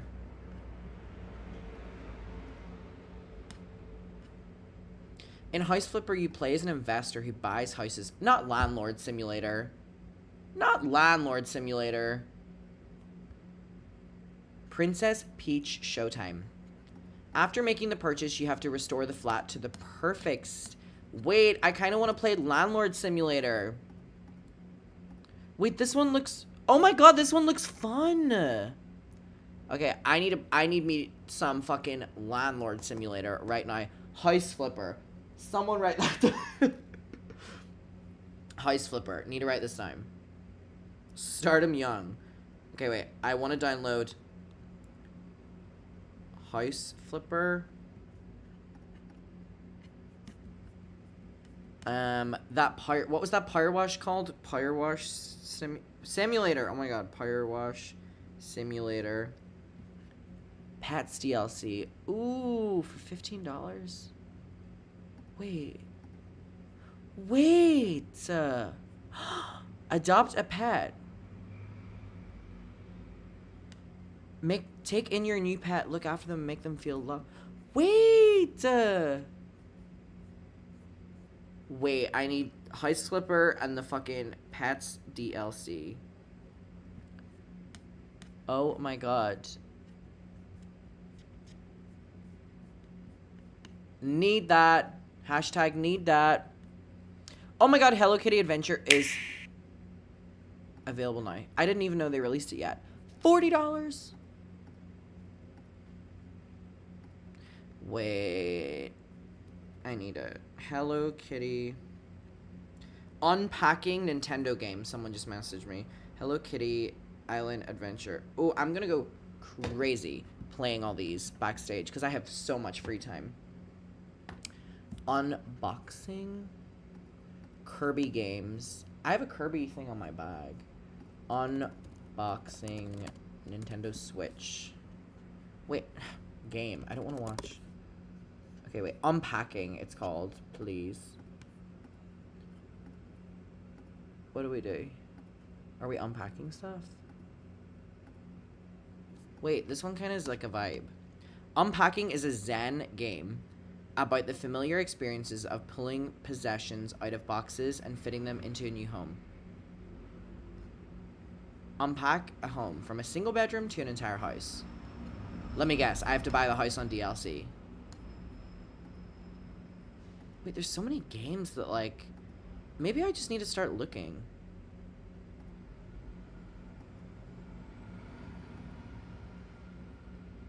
Donut country or county. Melatonin. A rhythm game about dreams and reality. Wait, reality merging together. Oh, this is overstimulating. This is overstimulating. Adam, you are always unpacking. Yeah, I feel like that game is just my life. Suka game, Nintendo Switch. Whoa. What the fuck is this? No. Home? To prevent the fruits from overflowing from the box. Wow, I feel like I'm saying like a poem here. Collide the same kind of fruit. As you collide fruits, their types change. Let's create big watermelons. This one sounds boring AF. Just use your Adam code, bless you. Thank you for helping me keep my Adam and Eve discount. Or sponsorship. They have sandwich stacker. That sounds like a slur. Nintendo Switch. Sandwich stacker. Oh, it's not on Nintendo Switch. Liar. Liar. I didn't enjoy Stardew Valley. It moved too slow for me. Let's keep this up. You know what? If I had a dream, I would... Is it the same toys on Adam and Eve? No, it's the entire site. If I had a dream... Oh my god. Oh, I would put Simpsons Hit and Run on Nintendo Switch. The Simpsons... What was it called again? I literally just said it. That game changed my life. Changed my life. Adam Luther King.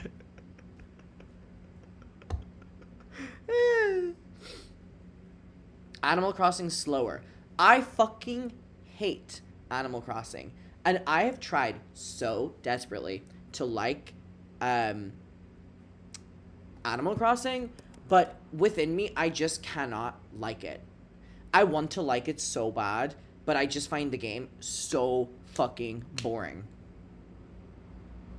I'm trying so hard. I'm like doing like exposure therapy where I play it every day for like 20 minutes. And I'm just like hoping that over time I will grow to love it. But I'm not obsessed. And it never has been for me. I remember playing it on my DS. I remember playing it on my Nintendo Wii, which, by the way, oh god, we will never top the Nintendo Wii. The Nintendo Wii is something so personal to me. There are very few things in this world that are very deeply personal to me. Number one on that list would be my iPod Touch. Okay? Number two on that list is my Nintendo Wii. My third one is my BlackBerry. The Nintendo Wii, perfect. Universal, easy, multifunctional, a once-in-a-generation console, perfect for the family, perfect for solo, got you moving, incredible. The iPod Touch changed my life. And also, I used to watch YouTube on my Nintendo Wii. That was the only way I was able to watch YouTube. So that's how I started watching YouTube. My Nintendo Wii, like, monumental, right? Monumental. Oh, goodness.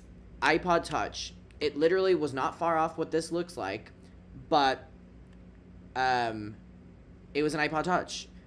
And you couldn't call, you couldn't whatever. Just incredible. Just incredible. Just Dance on the Wii. It doesn't get better. It doesn't get better. Wii Sports. Oh my god. When you would stand on that board and it would be like, you're fat whenever you're like 8 years old, and it would like give an entire generation of people like EDs. Monumental. Who remembers that? Oh my god. Every time I stood on it, it was like, I was like, damaging. Man, don't fuck with me. I will post something. Send me that money. Sends me a fucking bullshit ass screenshot of him being like, I have 1%. I said $4,000 in total. Because, as I said, there was a $10,000, I'll put the receipts in. There was a $10,000 fucking insert. He lost $6,000 on a shitty bet that he put on because he's stupid. And I mean, I'm not going to ask him for the full 10K. I can see you've lost the 6. Send me back the remaining funds. So I said, send me back for... Which again is crazy. She's not asking for the full amount here. She's literally allowing him to lose that money and then take whatever he has left. $1,000. And I was like, even send an extra little $20 for the fuck around. He's like, you obviously know I'm sending it, so I will try to now. You realize you just threatened me. And I said, and I'll do it again. I had no sympathy for this piece of shit man that was stealing from me. He goes, what is happening? Why are you being like this? And she goes, run me my money. You scammed me. You have zero respect. Oh my god, wait. She's so funny. He sends the 4,000 and she goes, where's the rest? And he goes, send. What? And she goes, send at least $20 extra for the fucking ride. And he goes, this can't be you. Wow. That's amazing. That she was like, send 4,000. He sent 4,000. She says, where's the rest? And she goes, I want another 20 for you fucking around. Oh. That is so good. That is so good. He was robbing me. He was robbing me, like the fucking Europe trips with Anna and everything worn off after the breakup because fucking all of his money would have dried up. He would have spent it all traveling with fucking Anna and Glenn and Mama and Papa. And then I fucking stabbed myself in the eye. The reality of what is at home, which is, oh, I don't have a job now. The girl I abused doesn't want me to work on her OF, even though I'm messaging her, still like trying to get her to fucking work on it. Oh my God. Even months later, he was still messaging me, trying to instigate what management I'm with and like doing shit. So yeah, I was just speaking to him like a fucking stranger, a thief that would have literally just stolen my handbag. I don't give a fuck about you. I don't owe you shit, and don't fuck with me because I'll post it. And sorry, I forgot to mention one of the little scams. It's just popped up here again. Whoopsie. There's so many fucking scams. I forgot one. This motherfucker Love the allegedly on the screen. Come on, girl. What do you got me telling us? literally posted something on my OF account on the 12th of June. So I didn't see it. So obviously when I'm overseas, I don't have a SIM. I'm not checking my phone. I'm not doing shit. By the 14th, I see on my account, there's a freaking post saying, hello, my sweet. I just wanted to try myself in something interesting. I really want to understand cryptocurrency. I will fulfill all your fantasy. Da da da da da.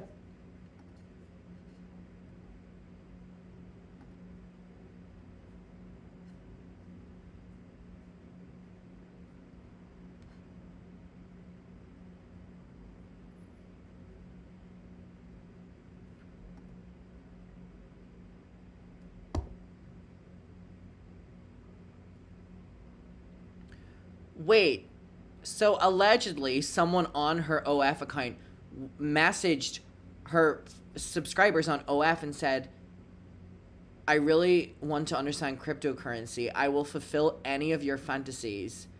Who will surprise me the most? I will choose the best. Oh my God.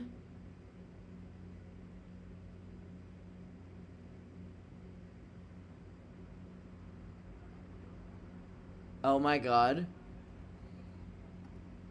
And then it was like a Bitcoin wallet.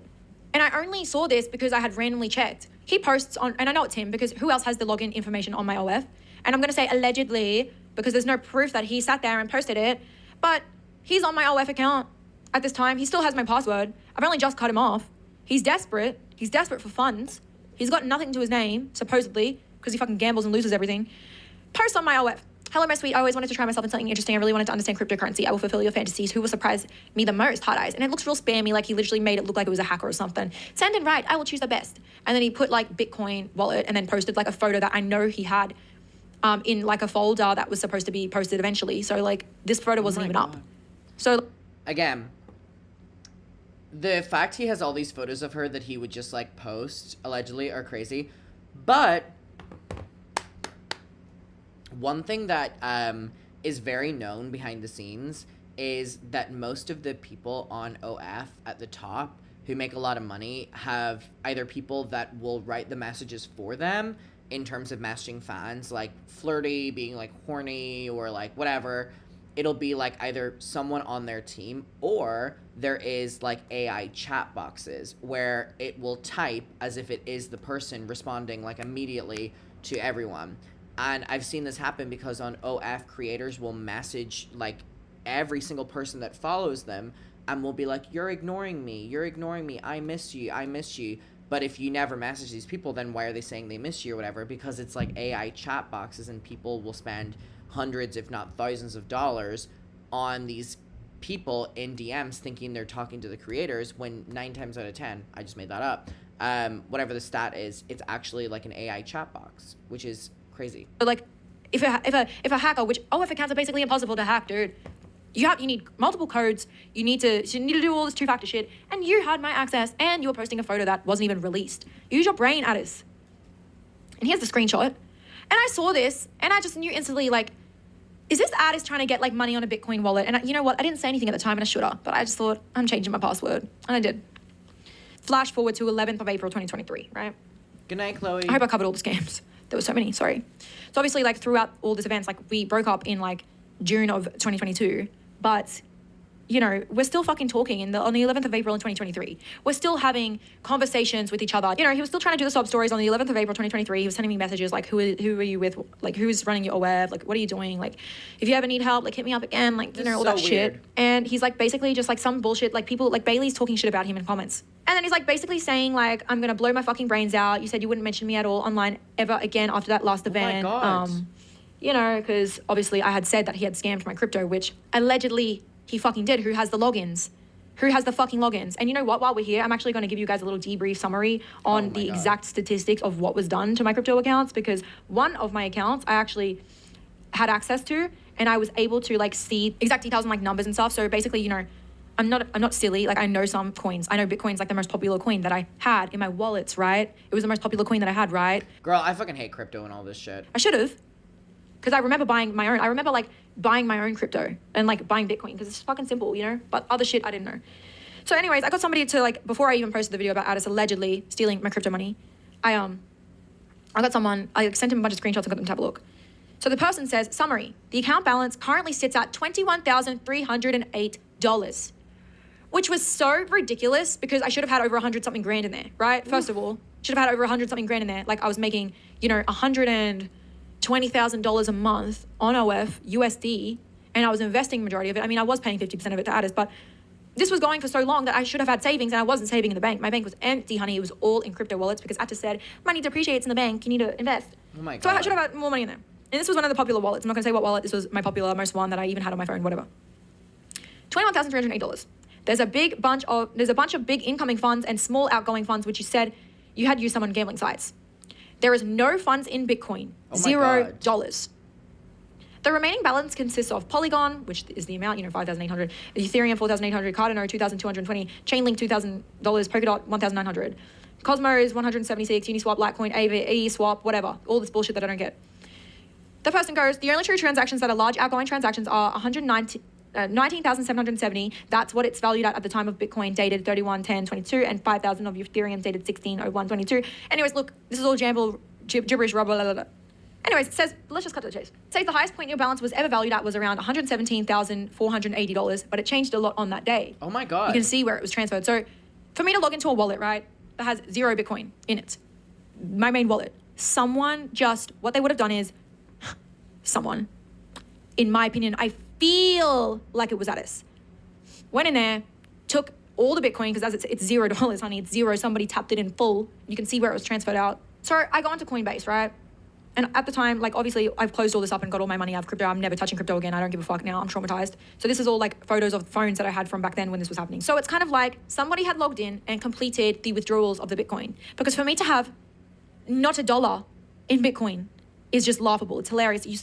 Somebody took it. Somebody stole it. So at this point, I made a video and I said, where the fuck's my money? Because remember, he already took money from my Bet365 and got caught and sent it back to me. He was already caught. The Bitcoin wallet was already posted on my OF. Like, there was already shit happening from this man. I had already witnessed him doing this, like, fucking crypto group and the hush coin shit. I already witnessed it all. I'm a bystander. Hello? He's already dodgy as fuck. Good night, Catherine. What's gonna stop this man from doing it to me? So I knew this motherfucker. And I said, you know what? I told you last time that you wanted to scam me. I was just gonna go on the fucking net and say something. So I did. I didn't even give him a warning. He found out when I posted the video. This is not an unprovoked attack. I could go on with my life saying nothing, but I don't want to say nothing because I'm really angry. I think the very last straw for me when I realized I'm not going to protect this person anymore was when I checked my crypto wallet this morning and found that a large chunk of money has just been completely wiped out of my account. And I believe this man stole money from me. And again, she's been posting these videos for a long time, backing up And her a story. large amount of money. And there's multiple wallets that I don't have access to that I know, or should I say, hey, sorry, I redact that. I feel like he stole from. He's stolen from me once, and that's been proven. He sent me the money back. So the Bitcoin on my fucking OF, like, this man's a thief. And I've witnessed it before, as I said. He did it to people when he was younger. He scamming, running through his blood, as I've said. After the breakup, it was really annoying. I had to watch, you know, this man that was scamming me, this piece of shit guy that had abused me all these years, this woman that preaches body positivity and self-love and is this nice, airy-fairy, la-la land girl on TikTok, fool everyone and just lie and just they're the most horrible people, but nobody knows and everybody believes them and nobody believes Alice and everybody's still hating on me. It was just such an awkward situation because I was free from this family. I wasn't dating him. I was still dealing with other problems that they fucking left me with, like the house being all the fucking mess and fucked and no bond money. But yeah, the internet was crazy. The internet hated my guts, and I would get messages every day like, you'll never be Anna, like, I'm so glad Attis left you, you're so fucked, like, you were never giving that same energy, like, you were always just fucking... Again, I kind of, like, imagine what she went through and then having to deal with, like, the uneducated fans coming for you is, like, just, like, a whole other level, like, added on top of that, which is just, oh, God. It's so evil.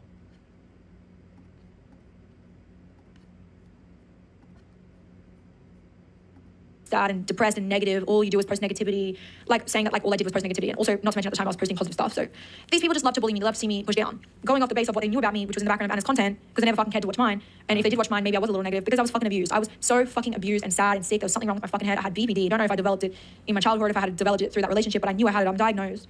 I'm on meds, but I'm not taking them. I don't take my meds to this day. I don't take meds. I don't like to take medication. I tried the medication. I didn't like the medication. And this is me being real raw and really raw right now. I don't take my medication because I don't like the way it makes me feel. I don't like it. I think that I can naturally cure my BPD. And I don't want people to clip this and be like, oh my God, this fucking Looney Tunes bitch. But I have naturally cured my BPD. BPD is a personality disorder. It's a personality disorder. It's the way your personality is. It's traits about you. Just want to clarify that that is not universal to everyone. And everyone, if you need to take your meds, bitch. And you can reduce them by changing the way that you act in the flesh and changing your mindset and healing things that make you this way. And that's what I have spent years doing. Am I perfect right now? Absolutely not. I have so many flaws. I have, 25 years of trauma and turmoil that I could tell you about. I don't have a single good memory from childhood. I don't even remember good things from childhood because my memory is fucked up from all the abuse I endured. And then, in my midlife, I lost my father. That was great for a couple of minutes, which I knew him. And then I was abused by this family. So, yes, I have BPD. Yes, I have a diagnosis. I have medication. Do I take the medication? No, I haven't filled my script out in, I think, since 2022. So. People always telling me to slow down a little bit. Of course. Of course. So yeah, seeing him be this golden retriever energy, lovey-dovey fucking guy. Oh my God, he's doing a K-pop dance. Ba ba ba ba ba. Oh my God. Ba ba ba ba ba. Ah. I was not expecting to see him doing a K-pop dance.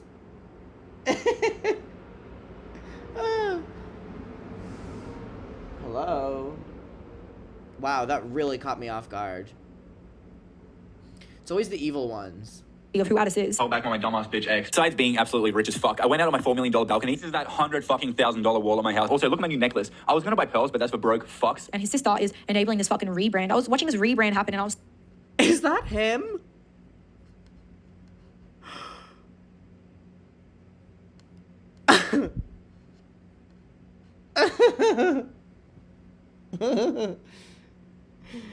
Oh my goodness. Oh my goodness. Wow. I was not expecting to see such a huge jump.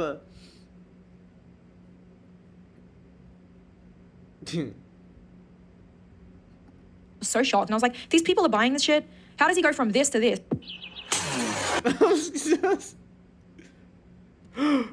Oh my god, is that Maniac? Maniac. It's fucking Stray Kids. I love Stray Kids. Not him do the Maniac. Maniac. Oh god. This is not what I was expecting. Oh my god. He's doing Stray Kids. To be so for real. Something I've noticed that I think is the cutest thing ever. People are calling me Johannes. But the people, like not everybody, the people that have been following me for a while are saying like, oh, I hope you've eaten today, Johannes. I hope you're feeling good. Like, oh, like, how'd you know that's my name? Who told you that's my real name? I've said it. It's just the cutest thing. Dumbass bitch X. So this is actually his real personality. God. Anna will tell you that it's all fake for the click. Okay, in real life, not at all. Like, he's fucking better than me in real life, and I'm not kidding. The way he acts in his TikToks is the polar opposite of what he's like in real life. Like, literally the polar opposite. I remember a couple of weeks back in the group. Why does she want his cock so fucking bad? She literally, like, her obsession with her brother is so fucking weird. He was like, well, guys, should I act like a fuck with one of my voiceovers and see what happens? And we were like, yeah, like, do it, who cares? And it absolutely blew up. I'm not gonna making this TikTok and sorry for Facebook. She told him to be the fuckboy that, like, never cares for his personality on social media. Okay. Yes. But he does this thing where once a week he donates to 5 GoFundMes. He's like, I want to give back, I want to give... He does a thing. Addis Paul does a thing every week where he gives back to 5 GoFundMes. To people like, Anna, you should do it too. Here's a link here. Look, this GoFundMe. Like, he sends me shit all the time. Yes, to some extent he The sound effects are so funny. exaggerates it a little, but that's how he talks on the regular. That's how he's always talking on the regular. He's a flexer. He's this big ego, this big head on his shoulders, and anybody that knows him from high school or just like even before this fake little rebrand and a little fucking debut would fucking tell you the same thing. I need to come on here and say something because one, my comments on Anna's video keep getting deleted, and two, I'm literally about to burst. It's just quickly my credentials. I used to be best friends with Addis. We weren't just friends, we were best friends, so I know him very well. And I was very much in the loop when he was dating Alice. I was like almost their mediator. She would come to me with all the problems she had specifically with Anna and the evil mother. One thing about Addis and Anna, they have always I love the mom being referred to as the evil mother. I love it. felt like they are better than everybody else. And I think that's why Anna has such a problem with all of his girlfriends. Like, it is weird, but I think it stems from the fact that she thinks no one is good enough for him, which is crazy when he's 8. No one except for her. She goes, that's my man. That's my man. Anna Paula by Addis Paul. That's my man. That's my man. Girl. Not Adam Crave tweeting. Adam reveals his favorite airlines to fly are Delta, American Airlines, and JetBlue, with a photo of me flying.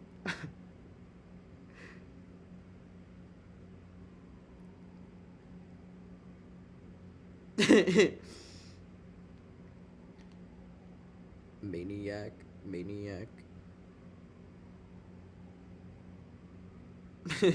Adam Crave tweeted, first thing Adam says when I join the stream is, oh, who is you?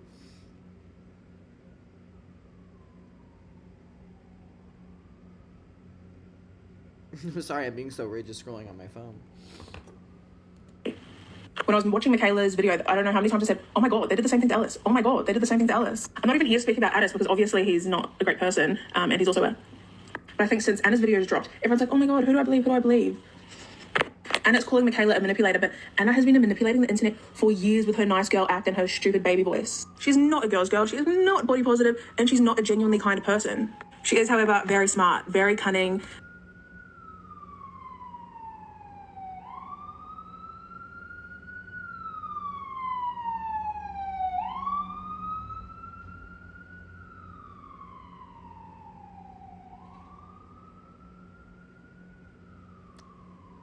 Do I have to live in the lightest neighborhood? Fuck me. Very calculated. From the beginning, she capitalized off of... Oh yeah, I think one of the worst things you can be called is like, oh, you're not a girl's girl. I feel like that, ooh, that hits hard. The, like, girl's girl, nice girl, rubbish. And while Addis was dating Alice, that was like kind of the very start of her social media journey, or when she kind of started to gain some fans. And Alice would come to me so upset, being like, she's on her story saying, if you ever need help, like, please contact me, here's a suicide hotline, but is bullying Alice every single day. Wow. Anna and Vuldan will talk Again, this story is being backed up by just so many people. shit about Alice in German in front of her. So no, Mikaela was not lying about that. Atis told me at the very start of their relationship that his mum and his sister would call Alice ugly. So, like, obviously I'm going to believe that they call Mikaela ugly too because they're weird and jealous. Is his full name Atticus? Is that true? Does anyone know the song, The Court of King Caraticus? We're just passing by. Now the ladies on the harem of the something. Wait. Now the lady. I think only British people are going to know this song. Does anyone know? The Court of King Caraticus? We're just passing by all together. Now the ladies on the something of the. It's like now the noses on the faces on the something of the. Wait, what are the lyrics? The noses on the faces of the ladies of the harem of the Court of King Caraticus. We're just passing by. No one's gonna know it. All the British people are sleeping. It's a song that gets played all the time at like holiday destinations for like British and Irish people. No one knows it. Damn. Okay, if there's any British, Irish people watching in the rerun of this, please let me know if you know that song. And weird. One time after a physical altercation, and Alice, come and fact check me on this one, but there was a physical altercation between Addis and Alice, and then afterwards, Anna and Glenn screamed in her face. I did preface that by saying, Alice, come fact check me, and I did fact check with her, so Glenn did not scream in her face. That was Addis, my bad, classic. A 14-year-old girl's face. And let me remind you that when that whole Alice thing went out, Alice didn't just come out to try to expose them. They sent that letter, which they lied about sending, still hasn't addressed that. They sent that letter to try bully this little girl and scare her. Anyway, moral of the story, guys, switch on. Obviously, when someone is making money, they are going to perform. And it's all an act. I could bet my entire life that Addis and Anna sit back and call all of her fans losers, because that's like, I just know them, and I just know that that's what they're like to the core. She is a cold, nasty person, and like, it would be fine if she didn't put on this act and didn't fool all of you. Come on, guys, switch on. And one more thing, because I hate the mum, and I think they're both their mother's children. My water bottle got left at Addis's house one way or another, and I asked him to fill it up and bring it to school the next day. So I had cold water for school, and he brings it to school empty. I'm like, huh? He goes, oh, sorry, my mum didn't let me fill it up because she said something in Turkish along the lines of, like, it's our water, not yours. What? Like, do you see, like, the generosity is all for views, all for money. When Addis would go to the toilet at school, he would piss up the walls, like, almost every single time, and thought it was hilarious that, like, someone else had to clean it. That is the type of person they are. Pretentious, cold, like, not nice is what I'm saying. Switch on. And one last thing, Mikaela's not stupid. You can't sue someone for defamation if it's the truth. So Anna, if she's not telling the truth, sue her for defamation. You can't, because it's the truth. One last thing, I swear. Addis would always say that his sister is the hottest girl in the school. Yikes. When I saw him dancing around on TikTok. Oh, God. Addis would always say his sister is the hottest girl in school. Okay. Well, that's weird as hell. Well, that's fucking weird to say. No? I don't know. I don't know. That's weird as fucking hell. Okay, I need to take my first pee break. Which is shocking because we're like 2 hours into this.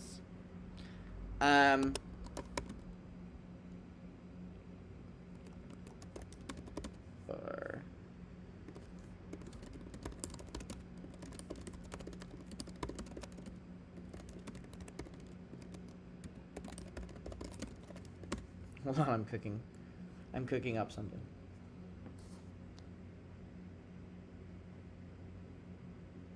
Now the noses on the faces of the ladies of the harem of the court of King Caraticus. I love when I go silent because, you know, it's I'm working on something.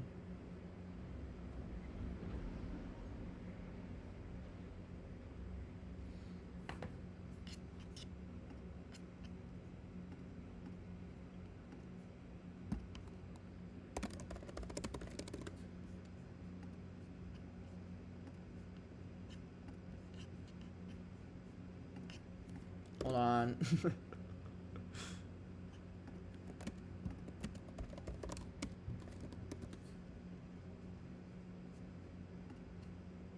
Okay.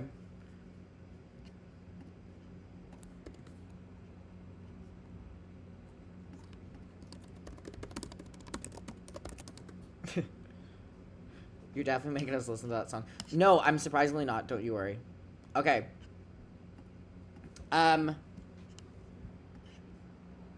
I am going to have my pee break. I'm going to powder my face. But while I go, I'm going to do something. I'm going to do one of our crazy discounts for the New York show again to be up while I go pee. And again, there's less than 100 tickets available. We're getting so close to selling this out. Like I said, I've already paid off the venue fee. So this is honestly just for funsy onesies. So that everyone is able to come. So, again, we only have less than 100 tickets left. So what I'm going to do while I pee is, if you're living in New York and want to come to the show, this is going to be a crazy discount for 2 minutes while I go pee and all the rest. I'm going to add it. Code Anna Paul for 50% off tickets to the New York show. And anyone who buys tickets over these 2 minutes, if you're in New York and like are actually coming to the show, I get a notification when a ticket is bought. I might give out more of the tote bags because I have so many of them, but I get notified. But I email you after, and if you don't live in New York, I know you're fucking lying. Only get tickets if you can come. Okay, wait, let me just check really quickly if the code is, what was it again? Anna Paul. Okay, the code is up. Let me put on the timer while I pee.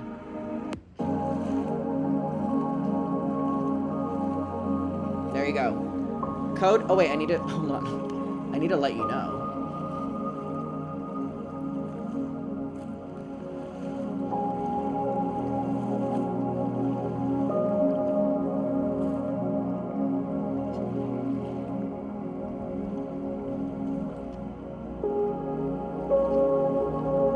Okay, there we go. I'm gonna go pee.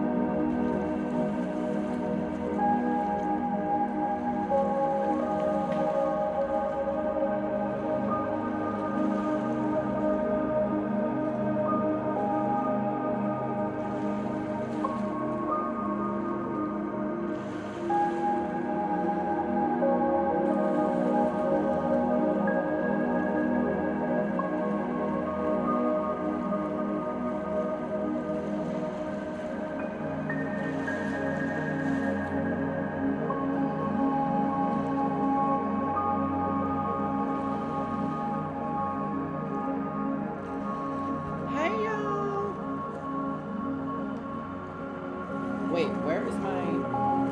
Hold on. 1 second. Oh, here it is.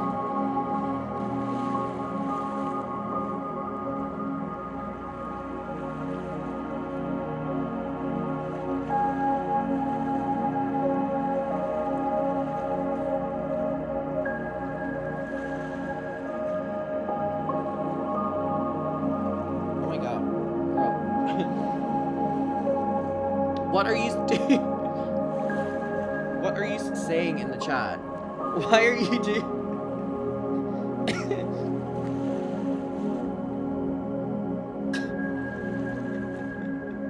Oh god.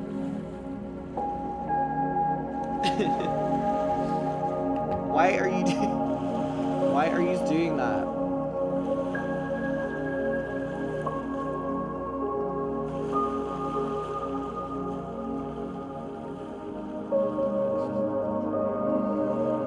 These are also stupid.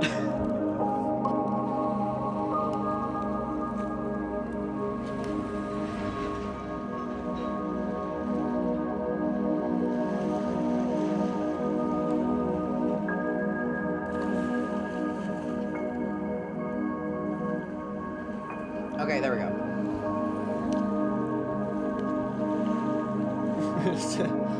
Someone said we're not dumb.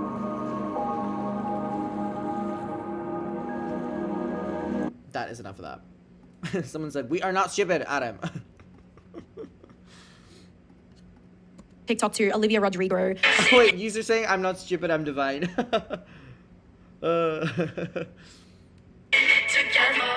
Oh my god, wait. Taylor Swift and like growing his hair out and fucking being all pale and kawaii K-pop shit when the man's never watched anime in his fucking life. So now I need to address another situation. Attis's new ex-girlfriend, Jamia. Hi guys, it's future Mikaela here. I just want to correct. Her name is pronounced Jemiah. I've been saying it wrong this entire time and I just really want to apologize. Her name is pronounced Jemiah. All of these episodes were pre-filmed. Hey, Jemiah. And if anything is missing, I am sure you'll find out in episode 4. This girl seems like a really sweet girl. She has just been through with Attis what I have dealt with for 3 years. She just went through that for a year. She dealt with him for a year. And he would cheat on her. He would be really fucking disgusting. I told you this guy has a porn addiction. He's very disgusting. There's something wrong inside of his head with the sex stuff. Oh my god. Now, these are some really disgusting messages that Attis has shared with Jemiah, talking about how he has a fetish for her, how he wants to feel her soft skin while he's in her. His balls are also confused why they haven't been drained. He has a Jemiah fetish. You have my heart, you are my fetish. Talking about how he'd walk on glass to feel her skin. And then it's just him making excuses for why he's speaking so sexually to her. And she is just responding to this man, disgusted by his words and behavior. And he continues to talk on how he's so full of cum. He has a constant timer. It's not his fault. And, you know, him just saying it's inconvenient and it's costing him harm in the relationship. And then more disgusting, disturbing messages if you would like to read them. He's sick. Somebody that, you know, rapes his partners and gets a kick out of them being asleep is just a sicko. He did it to his ex. He did it to me. Oh my god. And he did it to Jamia. There's something wrong with his head. He's sick. Makes me sick. Oh my God. Just Jamia and I had our conversations. And at first, when I first kind of saw her popping up on social media, so she was seeing Addis like in the beginning of 2023. And as I said, I was talking to Addis in like April 2023. I was still talking to him. And throughout this time of us breaking up to then, I would be having my doubts. I'd be going back and forth with him. I'd be crying about him, and then I'd be hating him, and then I'd cry about him again. And I'd miss him, and then I'd hate him, and then wouldn't care if he died. And then, you know, that's what somebody with, I'm guessing, the mental problem that I have, BPD, does. And there's no excuse for that, because I should have gone straight to the police station and told the police everything, and also got them to pull up the fucking Alice file and make sure they get him for that too. Because we all know in 2023 he was convicted and sentenced. So yeah, Jamie and I had our conversations. To summarize it up, she just went through the same exact shit that I went through. Like, this family just rinses and repeats these people. They don't give a fuck. You know, she has the same thing to say. Loves Hans. He's an amazing person. He always, you know, stuck his neck out for her. But, you know, she witnessed them all. So I don't know if other people are involved in this, like, you know, the new boyfriend blowing weed smoke into the cat's faces and laughing. Anna yelling at her puppy for misbehaving, and then just palming it off to Glenn because she couldn't be bothered to deal with him anymore, and keeping her old bird locked in the dark laundry all day by itself. I believe her. I believe Jamie. I'm standing 10 toes down. I believe her. Of course she was there. She was with this man for a year. He's fucked up, and that's so something he would do, and I believe it straight away. And of course she said something nice about Hans. She also said that she watched them all bully Hans. Same story, all true. This woman says nothing of a lie, like not one word of a lie in all of her messages. This is a video of her that I had seen on social media. I saw this pretty late, and when I saw it, I was so disturbed. I was so sick. Do you guys see how fucking scared she is and terrified? I'm replaying that. That is a woman that's being abused. That is a woman that is being fucking abused by this man. And when she gave me the context behind the video, basically, you know, Attis, his ego is so disgustingly high. Anyways, I need to get into the more tea later. His ego's so high. He thinks he's so good. Oh my God, his sister's so famous, and everybody wants him because he's successfully rebranded, and nobody thinks he's a fucking loser anymore because he doesn't do that content anymore, and everyone forgot. So his ego is through the roof. He just thinks he's so much better than these girls that he cheats on her with, and that and her. So he would say, oh, like, don't talk to me in public, but he would bring her. He would use her for sex. He would be very degrading to her about the sexual stuff. Like, he just got, like, after me, he just went weird. He went fucking weird, like, real bad. So he was, like, embarrassed to kind of hang out with her, or, like, you know, she told me a story about Anna and Attis, like, running away from her at the airport. It was kind of like, it was, like, all about, like, oh, like, we don't want anyone to, like, see us with you because it's, like, a secret that you and Attis are together. But then, like, she's literally in the background of Anna's vlog, so you're inviting no Positano, and, like, you're fucking ditching her on the stairs when there's no access and she's disabled. Like, it's so disgusting. Like, of course, like, everything she said about the way, you know, she would go to Anna and tell her, like, why is Attis treating me this way? And then she would say, he doesn't, he calls you darling. Like, of course, they did this again to another woman, another helpless woman. Yeah, so this is her Instagram profile. It's crazy the pattern of behavior that is being displayed over so many different exes, and the family are acting like it's the first time every time. And so, to the you know, girlfriend. before we obviously started texting, and then we just got to having a conversation, and so much fucking disgusting shit out. So that trip in Japan was honestly one of the most traumatic experiences of my life. First of all, me and Atis were fighting pretty much every single day of that trip. Before the trip, we had like broken up for a little bit, and he was like trying to get me back, and he told me that he loved me. And like when I brought that up to talk about it with him, he was like gaslighting me, saying that he never said that and that I misunderstood and how unfair I was being, basically forcing these feelings onto him. But anyways, towards the end of the trip, Atis bought some fake THC gummy edibles, and Anna and Atis had been smoking this fake THC strain the whole trip. And so when they got the edibles, I decided to have one because why not? And my body just did not react well to it. Like, we got back to the Airbnb and... Wait, this was in Japan?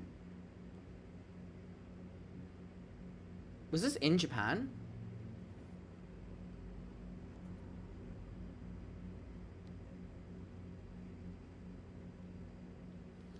Because if that was in Japan, that's highly, highly illegal.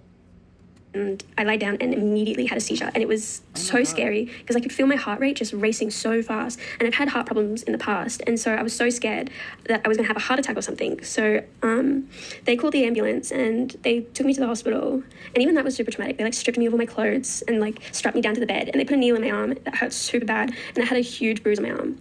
Anyway, the next morning I was discharged, and I still hadn't like fully mentally or like physically recovered yet. I was still like very shaken up, and I asked Atis if he could just hold me, and he put his hands to my face and he said, "How can I hold you when you're acting like this?" And he was just violently shaking his hands in front of my face, and it was so scary because this is the first time I'd seen him like that. And like he accused me of faking my stress and like my panic, and he called me a liar, and he left the room.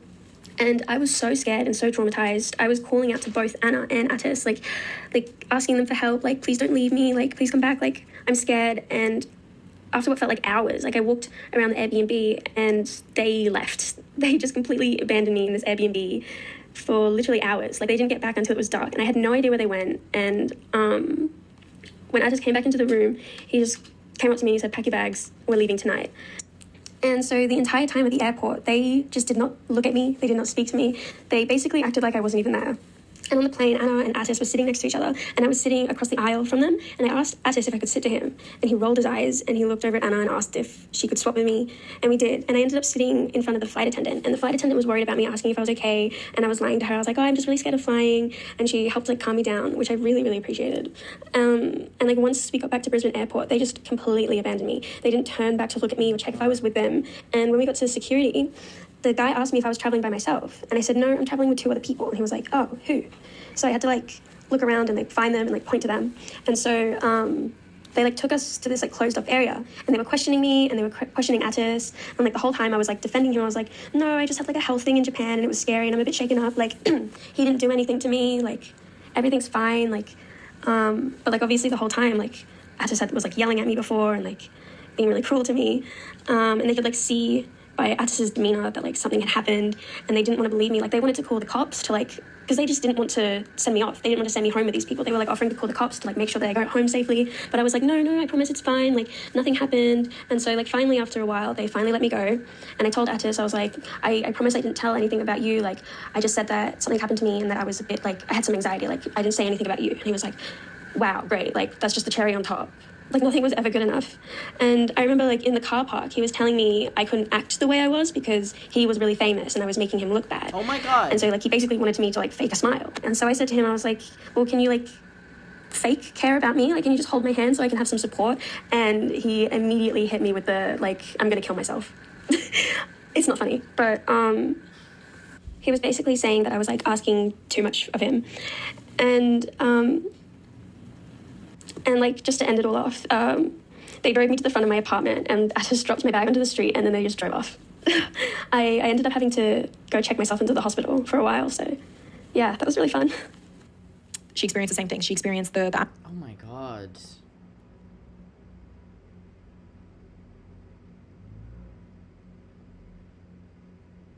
Oh my God.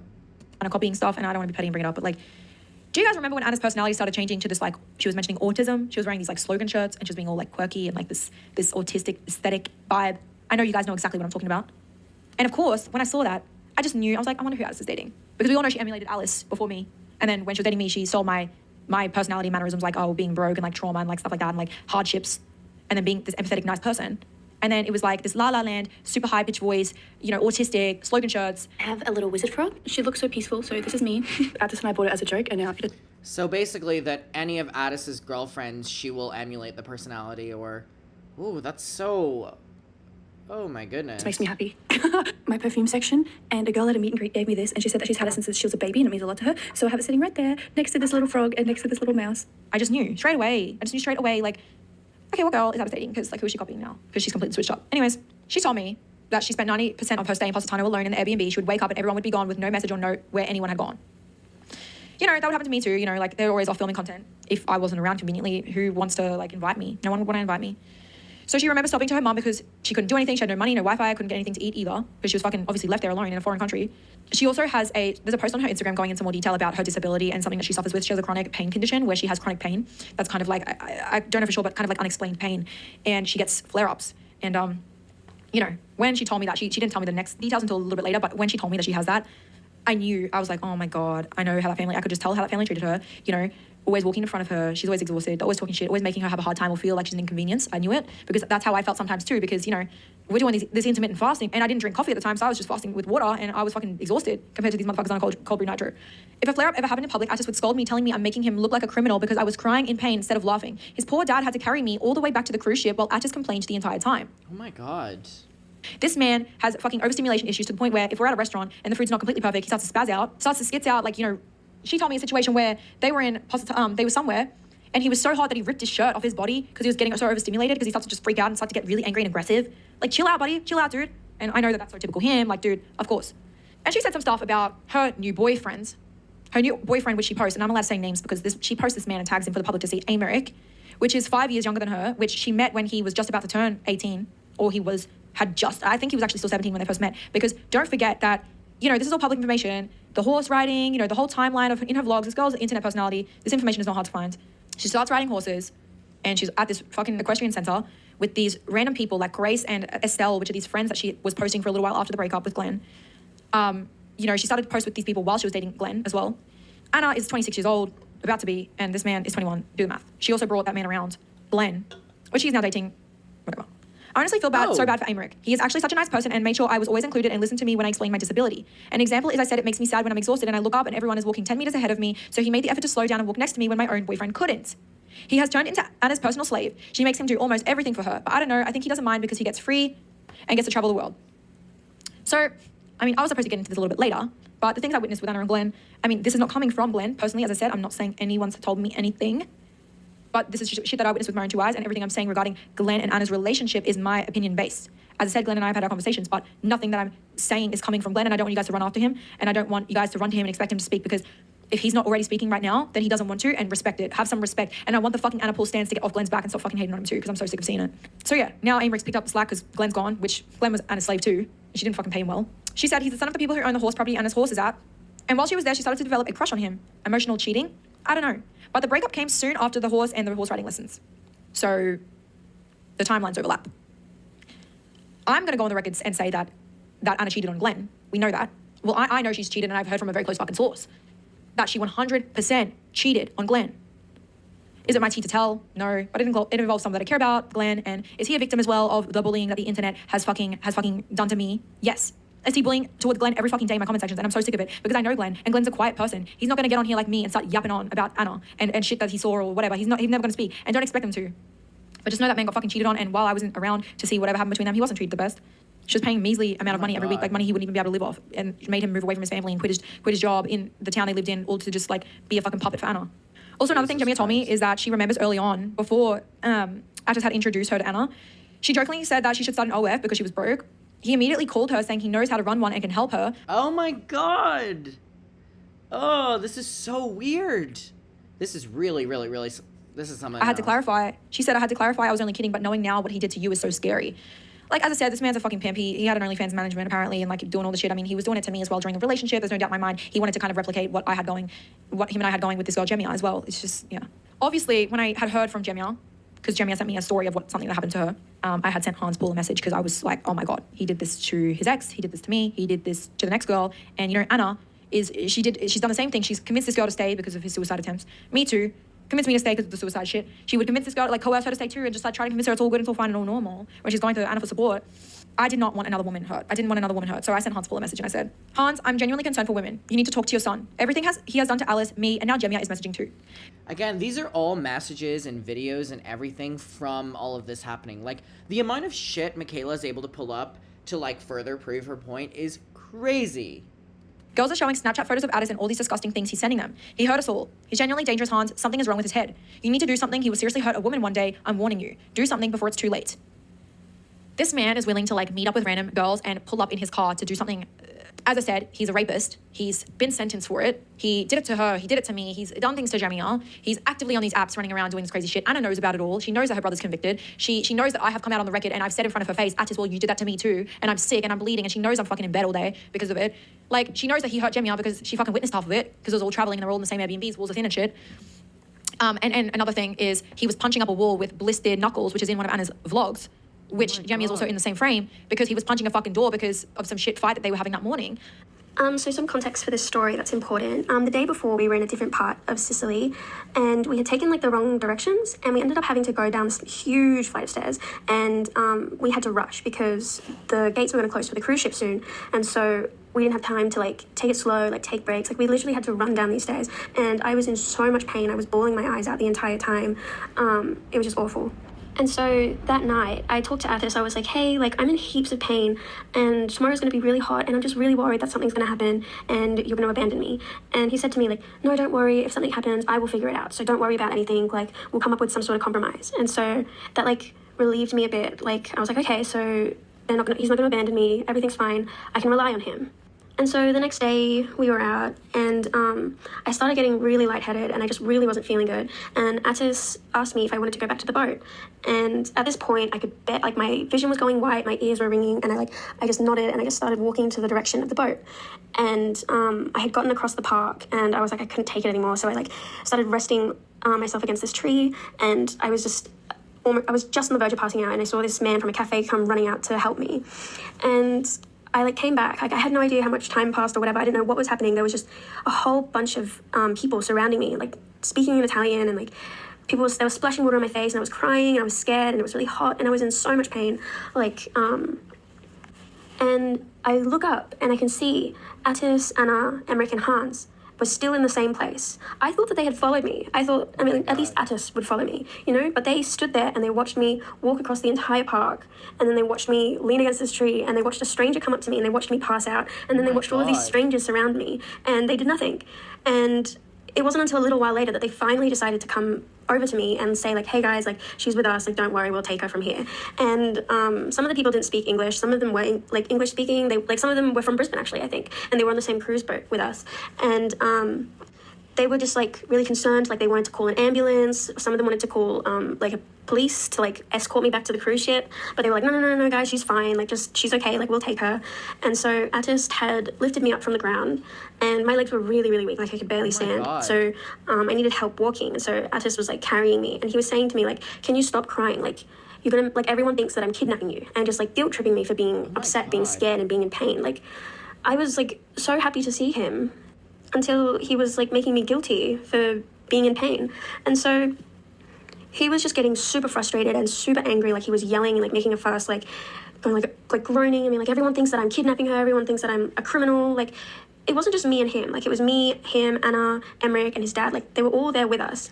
And he was just getting more and more frustrated. And so his dad ended up carrying me the rest of the way to the boat, and I felt awful. Oh my God. Because he's like an older man and he had to stop and like take breaks, and it was just taking a really long time. It was really frustrating for like everyone, I'm sure, and I felt awful. I was super embarrassed. And so we get back to the boat and all of us are in the room, and Attis is still going on about like being frustrated and angry, and I was just asking them if they could like just stay with me for a while because I was in a lot of pain. Like I was suffering like so much, like I was in so much pain and I was still scared. Like I was kind of almost having a panic attack because of what just happened. And Attis was just like going in and out of the room, like budging in and out, being frustrated and saying like, Anna, Emmerich, just leave. Like she's obviously not going to get better. I have to sit here and waste my holiday and just look after her while she sleeps. And I remember like looking over at Anna and just crying to her, saying like, why is Attis so mean to me?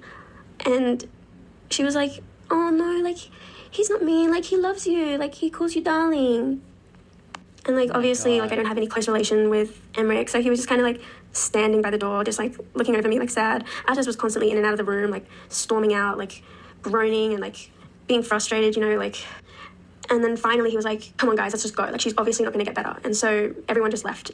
And I remember that night, when Atis got back, he was upset with me because I wasn't excited as he wanted me to be when I saw him. I just, like, he genuinely is so fucking evil.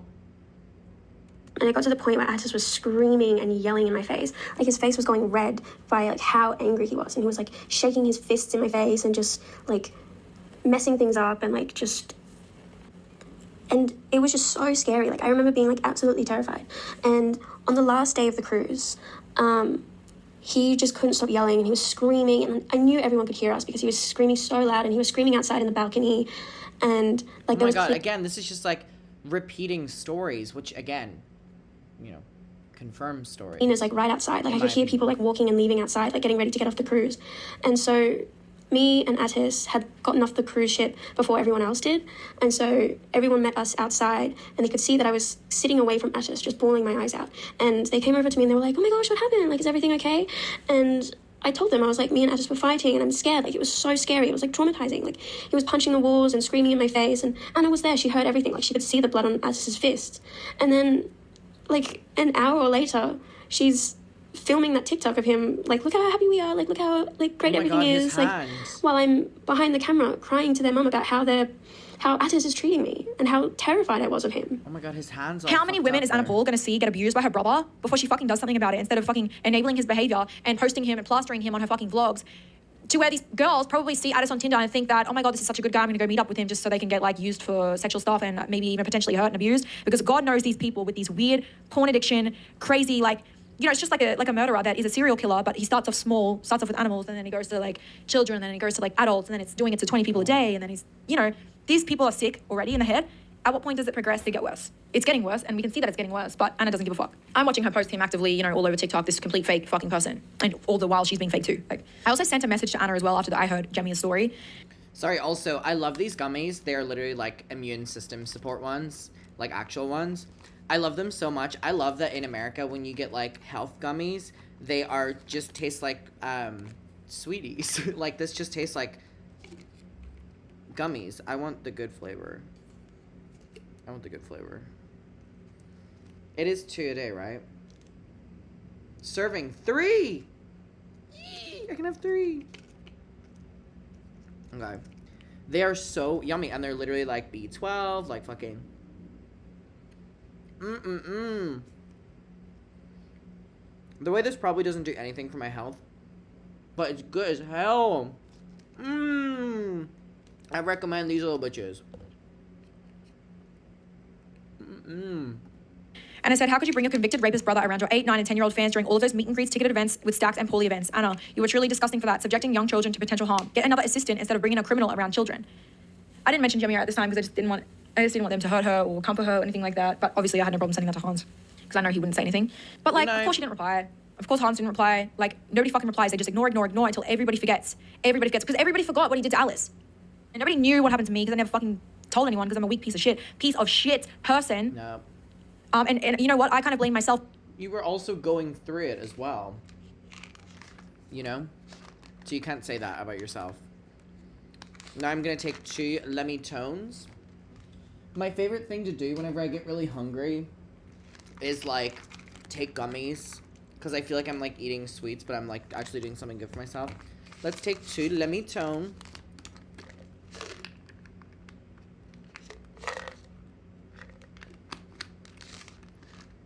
I don't like the taste of these. B12, ginger. What the hell? Sure.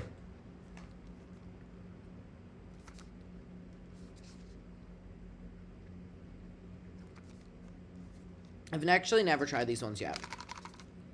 Let me chill. Let's see what this can do. See, look, I literally haven't even. Let's see how chilled I can get on some Lemmy Chills. This is not sponsored. If anything, these are expensive as shit. Dude. Oh, I have a knife here. I don't know why, but... Maybe. Okay, I haven't tried these. 2. Okay, wait, let's see what they taste like. Oh, girl. Passion flower and lemon palm. Bomb.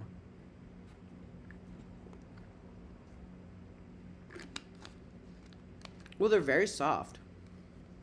Mmm. That's yummy as hell. Don't I have one more?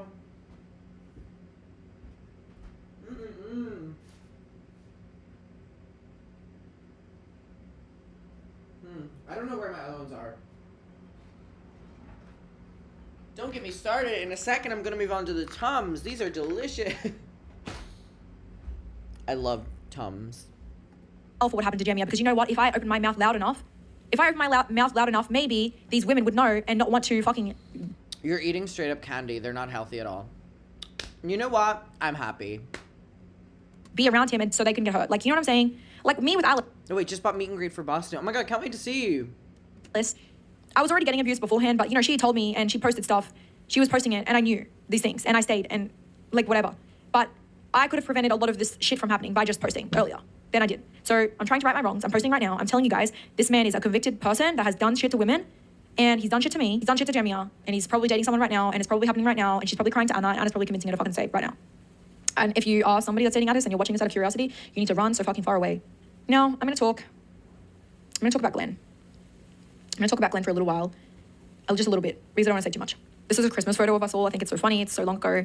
But I just want to say that over the time that I lived with that family, you know, Glenn had dated Anna for 8 years. I think that a lot of the things that I experienced and a lot of the things I feel that weren't right that happened to me, I think a lot of those happened to Glenn. In my opinion, I think Anna exploited Glenn. I think she exploited his kindness. I think she took him for a ride. I think she used him as a puppet. I know she cheated on him, and I know that she's lied in everybody's faces, allowing the bullying to go to him, allowing people to suspect that maybe he cheated on her, because, you know, that was the first rumor that came out when the breakup happened. That Glenn was a cheater and there was a close friend story and all this BS that was completely fake and made up. And I know she cleared it up, but that shit never really goes away. You know, Glenn's reputation is tarnished because, you know, that came out in the first place. So I'm just going to go on the record and say, Glenn never fucking cheated. He would never cheat on her. He did nothing but be a good boyfriend to her. He did a lot for her. He would drive her around long road trips. Of course, they had their disagreements like anyone would. I mean, Anna would post about that on TikTok, you know. He didn't like the fact that I just took OnlyFans photos of us. Oh my god. Guys. I don't think Mikaela went to Trisha's Boston show. I have found, and I've looked for evidence. Call me Lady Gaga. I've tried to look for evidence that Mikaela went to Trisha's Boston show, and I literally cannot find anything, which confirms that she literally lied just to get Trisha's attention. In my opinion. He didn't like it. Like, of course he didn't like it. What the fuck? Holy fuck, why was I sitting there posing up? That's what I want to know. I'm starting to realize that this whole podcast is making me look like the real clown compared to anyone, and I'm so happy about that. I do not care. I do not care if I'm the one that looks like the clown here, because yes, I knew it all, and I was still fucking sitting there, standing. Anyways, Glenn's a nice fucking person. He did a lot. He would stand up to Attis a lot when Attis would be doing stuff to me, like, you know, suicide threats and whatnot, carrying on screaming. He would kind of come in and, you know, Attis would kind of shut up and stop. There's big Glenn's in here. You don't want to fuck around. Like, you don't want to fuck around, all right? Family, sweets people I know. Some of, you know, Steph has been a friend of mine for years now since I first got introduced. And we always will be friends. And I'm sure she's friends with Anna too. And I think that they always will be friends and family too. And I think there's a lot of forgiveness that could go around here. Yeah, I'm just sick of that rumor about Glenn being a cheater, because Anna's the cheater. And I know other things. I don't even want to talk, all right? I'm not saying drama, I'm not saying tea, I'm not saying names. I'm going to be telling a story on behalf of Jamia. Very early on, we were all walking through a mall when a young fan came up to us and was calling Anna's name. I looked over at Anna and she didn't turn her head once. The fan came up to me and said, "Hi, is that Anna?" I tapped her on the shoulder to get her attention. Only then did she turn around. Later, her and Addis both told me to ignore fans that call out her name. I remember thinking that it was so sad. Even though I am a very shy person, I would sometimes smile at them to let them know they were acknowledged, even though I knew they could care less about me. She would say how her fans were so annoying, and she would always make fun of what they said, and if they stumbled on their words. They were just excited to see someone they looked up to. She would always tell me how she would look for something on them so she could compliment, even if she didn't like it, just to appear like she cares and is more nice. In the end, Anna is a calculated businesswoman. She knows what works for social media. If anyone remembers the TikTok she posted of her walking to Turkey in a white dress, just know she knew exactly what she was doing. We all stood to the side for maybe 30 minutes or more. I never had a problem with waiting for Anna to film for videos, just giving a time frame. While Anna and Amaric walked up and down the street to get the perfect take. She then showed me the video and said, "See, that man is looking at me." All the comments will be saying, "Oh my God, look at that guy in the back checking her out." And she was 100% correct. After it was posted, she showed me the comments and everything she said was there. She knew people would find the men looking at her creepy, and she knew they would comment about it, and she knew it would boost the algorithm. She's smart with what she does. This romanticization of men staring... Oh my God. Oh my god. That's insane. That's insane. At her as she walks alone in the streets of Turkey is not something to look up to or content I perceive as self-love or empowerment. There was a time Atis and I were going through a breakup and I was so hurt that I couldn't bear to see him again. But for days he pestered me to come over and see him. Some of the things he said felt so insulting and degrading. I begged him to leave me alone and give me peace, but he ignored all of my messages and guilted me into feeling bad for not letting him have sex with me. After days of him asking, I was emotionally broken. I still cared about him a lot. I loved him. All I ever wanted to do was make him happy. I broke. He told me, I hope you'll enjoy it. I told him, I won't. He even acknowledged, then that's rape. I replied, but at least you'll be happy, right? After he was done, I locked myself in his bathroom and threw up because of how horrified I was to how he could do that so easily to someone he said he loved and cared about.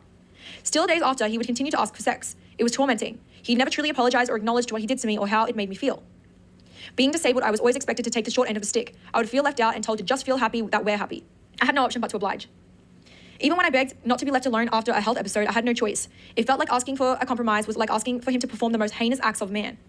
He ended up enraged, screaming until his face went red and punching the wall so hard his fist bled. It was extremely traumatic. And even though I was terrified and Oh my shaking, god, how many of these stories of him like punching walls and shit? I couldn't see it because my eyes were full of tears. I tried to find band-aids for his wounds. I remember very early on before he had introduced me to Anna. I had jokingly said I should start an OF because I was extremely broke. He immediately called me. We had never called before, so it was surprising, saying if I was going to start one, he knows exactly how to run one. I had to awkwardly explain that I was just kidding and I personally wasn't open to starting one. He said that if I ever changed my mind to let him know. Knowing how he took advantage of you under the guise of managing you and taking 50% of your income, it scares me to think that maybe he was planning on doing something similar with me. And interestingly enough, he hated whenever I posted pictures of myself, thinking I was posting for male attention. Mind you, I used to have 60 followers and 90% were girls on Instagram. During a disagreement over this, I asked how he could ever be okay with what Mikaela had posted. And he said she did it for $300K a month, as well as saying you crave male validation and that it was emotionally traumatic for him. But after speaking to you, I found out he had no problems with it at all. Oh my god. What? He's talking shit to the new girlfriend, acting like it was so traumatic for him that I had to post this on social media for money that he was gladly taking 50% of. Oh, this man will say anything to manipulate a girl, so he just did not want her to post photos of her looking good about herself. He was very manipulative. I knew that. I tried so hard to make him see how his words were not acceptable behavior. I believed him when he said he'd changed. No, when he said he'd change. I begged him to go to therapy. I wanted him to be a better person, not for me, but for himself. His actions were hurting the people around him that he cared about, and I wanted him to see that. I ended up trying to end things with him so many times because our relationship was breaking me apart, but after a week or so, he'd message me again and just happened to say the right things that honestly should have been said during the relationship, not when it was over, and I'd fall back. Again, the fact that there are so many repeating stories like this just kind of shows that there's like, yeah, like people are saying in the chat, like a tactic. Into him. I don't blame this woman. I don't blame this woman, and I don't want a single person blaming this woman because you have not experienced the wrath of him and his family and their coercive acts. There's no coincidence that you have Alice, you have me, you have Jemia, and whoever else was after, because this was in 2024. You don't understand, and there's no coincidence that all three of these women that have extremely traumatic childhoods, mind you, are willingly able to be convinced to come back. It's just, okay. I just have to say that. And hurting women, Addis, then like something needs to happen. Someone needs to speak. Someone needs to say, that's why Jemia is sitting here and giving a statement. That's why I'm speaking. That's why Alice is in my messages saying, please post. Don't be scared. What do you have to be scared for? You know, she was scared. She got bullied. She got bullied off the internet. She's gone quiet now. She's living her little life trying to be happy. Now I've been protecting my peace, but my peace is no longer protected. Like, I'm always being exposed to new information, and it's just really getting at me, and I'm not all the way healed. Like, I know I've had years and years and years to just process and accept everything, and while I have, sometimes new information just I don't know, just keeps me up at night, basically. First of all, I want to say that everything that happened in 2021 changed me. It really did. I was no longer the same person after all that. I started to internalize all the hate, and I started to basically hate myself and self-destruct and self-sabotage and basically everything you would do if you were just really manic and you don't have a sense of self. And that is exactly what I was going through, like, you know, and I feel like it was a combination of things. One, having the whole internet kind of come at you for being a compulsive liar and all that, and then throwing your trauma in your face. Like, that is just a really hard thing to accept and manage. The other thing being that my best friend actually messaged Anna and completely dogged me. And I found out because her friend sent me a screenshot of what she was saying, which thank you, by the way, if you're watching this, like, from the bottom of my heart, because I'm a loyal friend. Like, I would have probably still been friends with her to this day if I didn't know she said that. So I thank you for that. Another thing is, the school I was at, I was getting bullied at, like, relentlessly. It was crazy. Everyone was talking about it in school. I couldn't finish school, especially when everyone thinks that you're, like, you know, I was really worried something was going to happen to me, and my mental health was just deteriorating. Like, I suffered with really bad depression and anxiety after that, and I still suffer to this day. And knowing I still suffer from something that happened years ago is a weird feeling. The fact he has put so many women through this is just...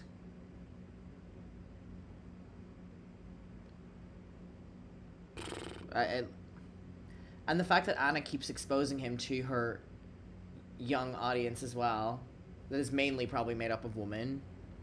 Because I like to think I'm strong. Like, I want to think, oh yeah, like, I'm strong. I don't, you know, but like I'm like, half strong, I would say. Like, you know, I've got over most of it. I stopped doing the horrible things and like self-sabotaging, and, you know, like I'm becoming more aligned, but I'm not all the way healed, and it's just weird because this is all coming up and I'm like in this weird limbo of like, I still am not where I want to be, and it's weird because I don't know what to say, but I'm not going to protect this fucking family because they're fucked. And the weird thing is that I actually started to feel a little bit bad for them, and I don't know why. I don't know why. This is seriously like a nasty family. If you bother to research things that they've said and done, like you would realize that.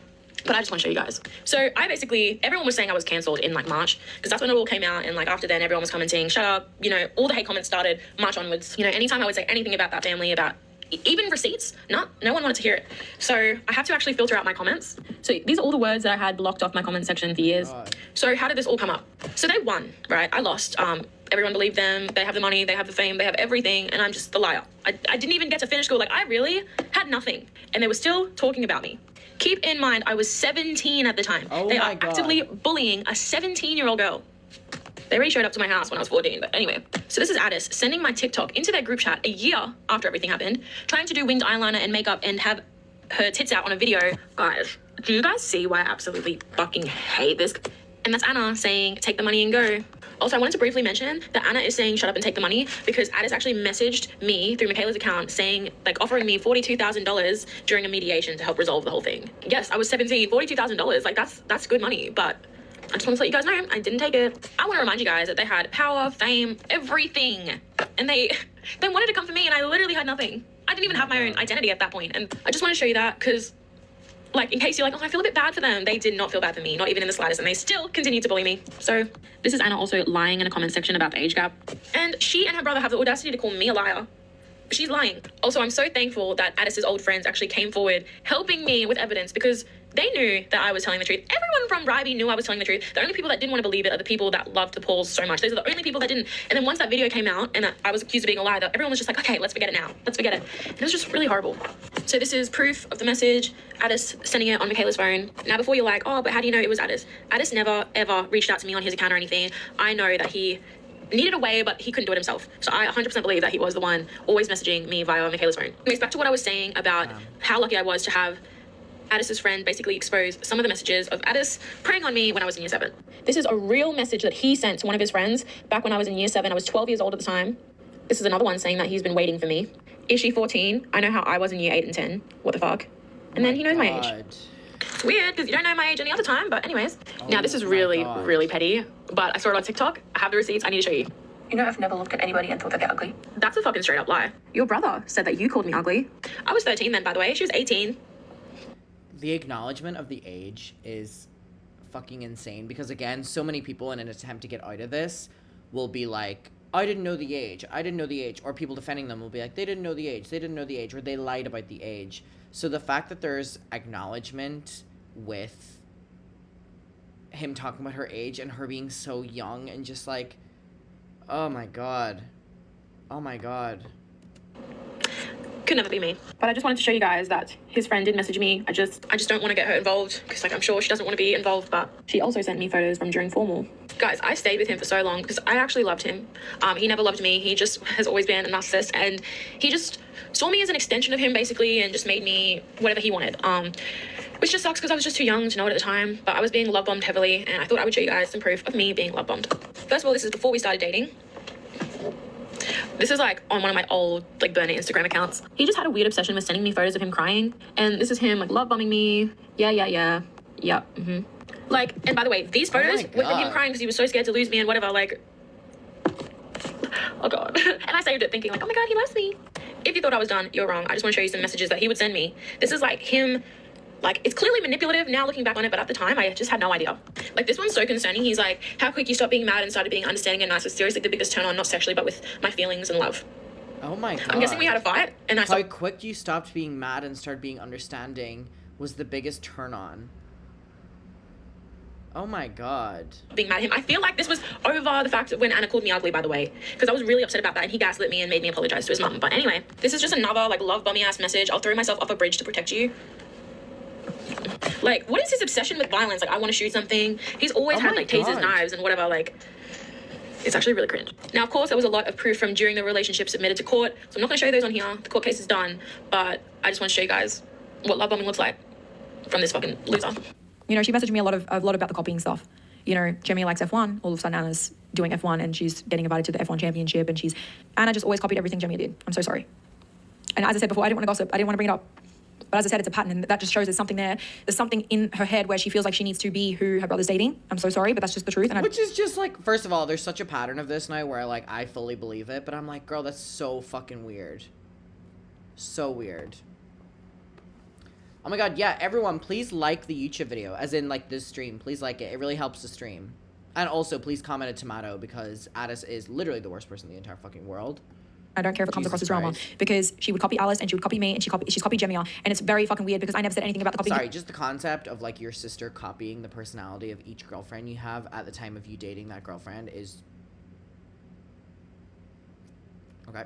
Jemima, and she said it first, and I know she experienced it. So everything I've experienced, she's experienced. Everything Alice experienced, I experienced. These people, they're a wrath, and they fucking hit you hard like a fucking category 5 cyclone. This is also another message from Jemima. I have been informed on Mikaela's past and have looked into it myself, but I don't want her past to diminish her story. I choose to reach out to Mikaela in doing so. It shed light onto a lot of my experiences and made me realize the guilt and shame I had felt had nothing to do with me. With every story she told me, I had a similar or exact experience to go with it. It made me feel not so alone. I hope by sharing my stories it can help solidify her claims. I just want to state I'm not doing this for attention. I personally asked Anna to keep me out of the vlogs as much as she could, and I have not watched any of the vlogs I potentially could be in, sorry. I am not a big social media person and only use Instagram to post random things I like or find funny. I have never cared about likes or followers, and I doubt I ever will. The whole situation has been really upsetting. I was horrified and devastated to learn of the things happening behind the scenes of mine and Attis's relationship, and it was made worse to find out through DMs by strangers and TikTok videos, instead of from him directly. I trusted him wholeheartedly, and with my disabilities, I ultimately trusted him with my life. I was always completely honest with him. He told me he had issues trusting people, so I answered every question he ever asked me. But in return, he used my words against me in disagreements, made me feel guilty for my past actions that had nothing to do with him, and manipulated them to try and prove that I was not a trustworthy person. I had caught him out on many lies over the year we spent together, but I kept my mouth shut in hopes that once he trusted me, he wouldn't feel the need to lie anymore. Just another way of him taking advantage of me. I mean no malice towards Anna and Attis, but people should be aware of the reality behind any creator they idolize. I hope Anna apologizes. I hope Anna realizes she still has millions of fans that love and support her and will continue to do so. I hope she can tell them not to idolize her, as she is just a character on their screens. I hope that if she truly wants to give back to her fans, she should work with her team to find a way to do so selflessly. I hope she realizes that she has offended Attis in the past, so fans expect to hear about it. I hope she is able to convince Attis to go to therapy, as I have tried countless times, but it seems like she is the only one he'll listen to. Maybe I'm too forgiving, but if her original apology video went in that direction, I'm sure the initial response would have been more positive. That man will never go to therapy. Wow. I don't know if he's in therapy. I know that he does drugs. He did drugs in front of me. And that's how he copes. He doesn't actually fix the problems. But anyway. And I get your brother to therapy instead of asking me to try and make him so I can get screamed at. I hope Attis can reach out to his victims and apologize, and to be prepared not to be forgiven. I hope he can apologize not for how his choices have affected himself, but how they have affected and impacted his victims. His inability to regulate himself has caused some irreparable harm to those he convinced he cared for. He had called me overly sensitive and emotional, but being completely unable to control oneself in ways he has and expect people to be okay with is in itself delusional. I genuinely do hope they are doing okay. I tried to reach out as I care about their mental health, but none of my messages have sent through. So I've assumed I've been blocked on their end. And I'm okay with being the villain in their story if this is what it takes for them to take accountability for their behavior. They all enable each other's behaviors with no outside input. And with no outside input, it is difficult for them to grow as people. We learn, we evolve, and gain perspective through our relationships with others. This is crucial for our overall growth as individuals. The fact they stick to only each other only limits their growth, and it seems as though they shut everyone out who doesn't agree with them. It's troubling. I really hope they can see the flaws in their ways and both get the help they need. You must accept that you are not a good person in order to become one. Maybe it's all wishful thinking on my part. Maybe the internet is not as forgiving as I am. And I just want to say, Jemima, that was so beautiful, and I'm so proud of you for being able to come out about your story and give a statement like that. I have my very good doubts about the Pauls ever coming out and admitting to absolutely anything. I mean, the track record is telling. The fact that there's now 3 people that have been victims of SA by Addis Paul, and not just SA, but I mean like physical and emotional abuse as well, is just insane. We all have the same story. We all have the same experience, almost identical stories, as she said, with the Pauls. It's just these people, they don't grow. They don't allow people around them. They don't, as she said, they don't, anyone that tells them off, they shut them out.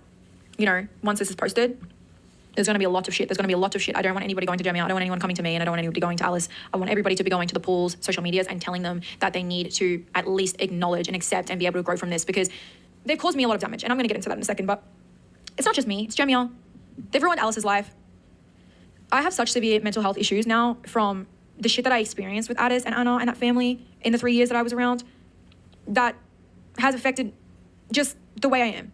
Even in the beginning of my fiance's relationship, I was so doubtful. I was so, it took a long time for me to open up to him because of, trust issues and stuff like that with people. I didn't want people around me. I didn't want to spend too much money on someone, or fucking have friends that were too close to me, and I would get fucking weird. And I would always think people were talking shit about me. When you have a friend like Anna calling you fucking ugly and close-eyed and, calling a boyfriend fat and stuff, you start start to tweak. You start to think, oh, everyone's like this. Everyone's fake. Everyone's bad. And the truth is, everyone is bad.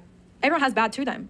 Everyone. I have bad to me. I'm sitting here and I'm no fucking angel. I'm no fucking saint. But have I ever, sexually assaulted a woman and then dragged her online like my brother? Like, have I done to the extent of what Anna Paul and Addis Paul have done to many, many people? No, I have not. And I just think, knowing your brother's convicted, being convicted, and not telling anyone and concealing it and not addressing it is wild. And this brings me to my last and final part, because I know that this is just for the people that support me now, because I know that people in my community that, are on my socials and following along with my life and stuff like that. As I said, I need to say this because I don't know if I said it at the start. Dude, I'm not doing this to gain anything from Anna. I don't care. I'm not jealous of her. I'm not jealous of her brother. I don't want Atis back. I've been doing my own social media. Also, one thing that I learned through watching all this was that Mikaela was somebody before Anna was somebody.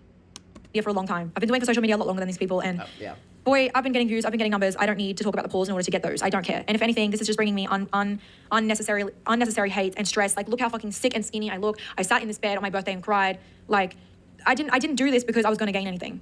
I didn't do this for my own gain. I did this because the guilt is just eating me up it's eating me up alive. Knowing what I went through, all right? Knowing what Alice went through, knowing what Jamia went through. At what point is someone going to speak? Nobody wants to speak. Alice spoke for a little while and she got completely bullied off the internet. And Jamia doesn't have a social media presence and we know she has anxiety. I've been too scared for the last, 3 years, and I also spent 3 years in a relationship. So if today is not the day, and the year before wasn't the year, and the year before that wasn't the year, and the year before that wasn't the year, when is someone going to speak up? At what point am I to blame for not coming out and speaking and talking and telling you guys what I went through, so no other girl has to willingly endure anything? Because we all know the Australian government won't, unless you pay $50, you cannot view these documents. This isn't information that you can easily access. But I've put it up. I've put it up here. Nobody has paid $50 now. It's on my podcast. And I was supposed to start this podcast a while ago. I've wanted to start a podcast for a while, but I didn't have a long form platform. I don't care what you say. Oh, she's using this to promote. Oh, I'm not using this to promote. I would have posted this on TikTok. I would have posted this anywhere. But who's going to post a 7-hour clip on TikTok of them talking about stuff that's going to get limited and deleted? Like, please. True. But anyways, I think this kind of concludes the entire situation. I think I've covered everything. I'm sure I'm going to watch this back and edit it and be like, oh my God, I missed so many important things. But at this point in time, it's actually the 20th of March right now at 10:55. So this was a day that I said that I was actually going to... Oh my God, she filmed this exactly a month ago today. Release this podcast. Because I had already filmed this multiple times, edited it, and I wasn't happy with it because I was too emotional. I had too much crying through the fucking microphone, too much shit. It was over the place. I wasn't speaking properly. I had to redo it. So right now, as I've been on my phone kind of like reading receipts and talking to you guys, I've been receiving fucking amounts of hate, being like, where's the fucking podcast? You're full of shit, blah, blah, blah, blah, blah. Just so you know, that's where my head's at right now, because I'm literally filming it on the 20th when I said I was going to, because I was going to post it, but I was unsatisfied with it. So I had to redo. That concludes all of that stuff. Now I'm going to be talking about something separate. I need to talk about a recent situation that has popped up. So obviously, my video went on TikTok and Anna's response came out and, she went on to say she felt broke and it blew up to be this meme. And although the meme is quite actually funny, I think it's actually funny, I was enjoying, seeing people make light of a fucked up situation. And there's a difference between bullying and then holding someone accountable. I don't necessarily think that it was bullying, because it was just holding her accountable for the fact that she's been lying to everybody on social media for the last fucking 5 years that she's dead broke, when it's just a feeling that she experienced. Duh, that's fucking funny. Like it's an emotion on Inside Out. So pretty much, Drake had his concert here in Australia and he wore an I Feel Broke shirt on one of his concert days in my city, and then he was seen at the after party wearing like an Anna versus Mikaela like Gold Coast shirt. And so I had... Drake? Did she just say Drake? Posted it on my Instagram story because I thought it was funny, and I was like, oh my God, like he's picked this side, ha ha ha. And then, a dear friend of mine, who I'm not going to name. Thank you for your donation. Are you going to be reacting to Ethan's full iDubbbz reaction soon? Can't wait to see you in Phoenix. Can't wait to see you in Phoenix. I'll get to it. I leave tomorrow. No, the day after for tour. So tomorrow is really my only day I can do it for the foreseeable. But I've already watched so much of Ethan this week that I find him so infuriating that the thought of watching more of Ethan right now is just... I mean, I literally just did one like 2 days ago. I'm not loving the idea of it, but I'll hopefully get around to it. Which is no longer a friend of mine now, unfortunately. So the day before the Drake situation, she had sent me a message, sending me a story that Veruca had posted, talking about Gabby Petito, talking about how, DV, how everybody turns a blind eye until somebody's, passed away from this. And I reposted Veruca's story because I think it's a very important thing, Not Corinna Koff. The morally corrupt Corinna Koff. Isn't something that should be ignored. This is how women die, and this is the exact situation of what, I had gone through, Alice had gone through, Jemmy had gone through with Atis. Corinna determining that Mikaela's taking something too far about a relationship she wasn't in is so annoying. So it's fair to say that, if anyone's, posting about the Gabby Petito documentary while simultaneously, dragging me, Jemia, and Alice down, then you better check yourself, because that's true. Domestic violence kills women, and it's these signs that people ignore until a woman ends up dead. This friend of mine, which is from the United States, which doesn't know Anna, doesn't know Atis, she had previously flirted with Atis in the past, unbeknownst to me, while simultaneously trying to be my friend. She posted the messages on her Instagram story, and she said they weren't flirty, but I read them, and in my opinion, they are flirty. And if you're messaging me, inviting me to the Bahamas, then why are you texting my ex-boyfriend that I'm actively on TikTok crying about, saying that I'm like having BPD moments and stuff? This person goes on to post on her own social media saying some really disgusting stuff. Oh, Corinna, shut up. And I'm only talking about it because this was a friend. Corinna said, I mean this so wholeheartedly. When I say Mikaela Testa is the most narcissistic and a manipulative person I've ever met. I had never met or encountered a true pathological liar. Friend that I had been posting. This is for attention. This is for views. This is for personal gain. This is for money. With for a really long time. We had a bunch of photos. We were really hanging out. She was coming to my house in Australia a lot. So it was just really fucked to see someone saying this. And I didn't want it to mean anything. I didn't want people to see this and think that, discredit everything I fucking ever said. Only the day after Drake is seen wearing a shirt with my name on it does she speak. Because this drama with Anna Paul had been going on for like a month and a half.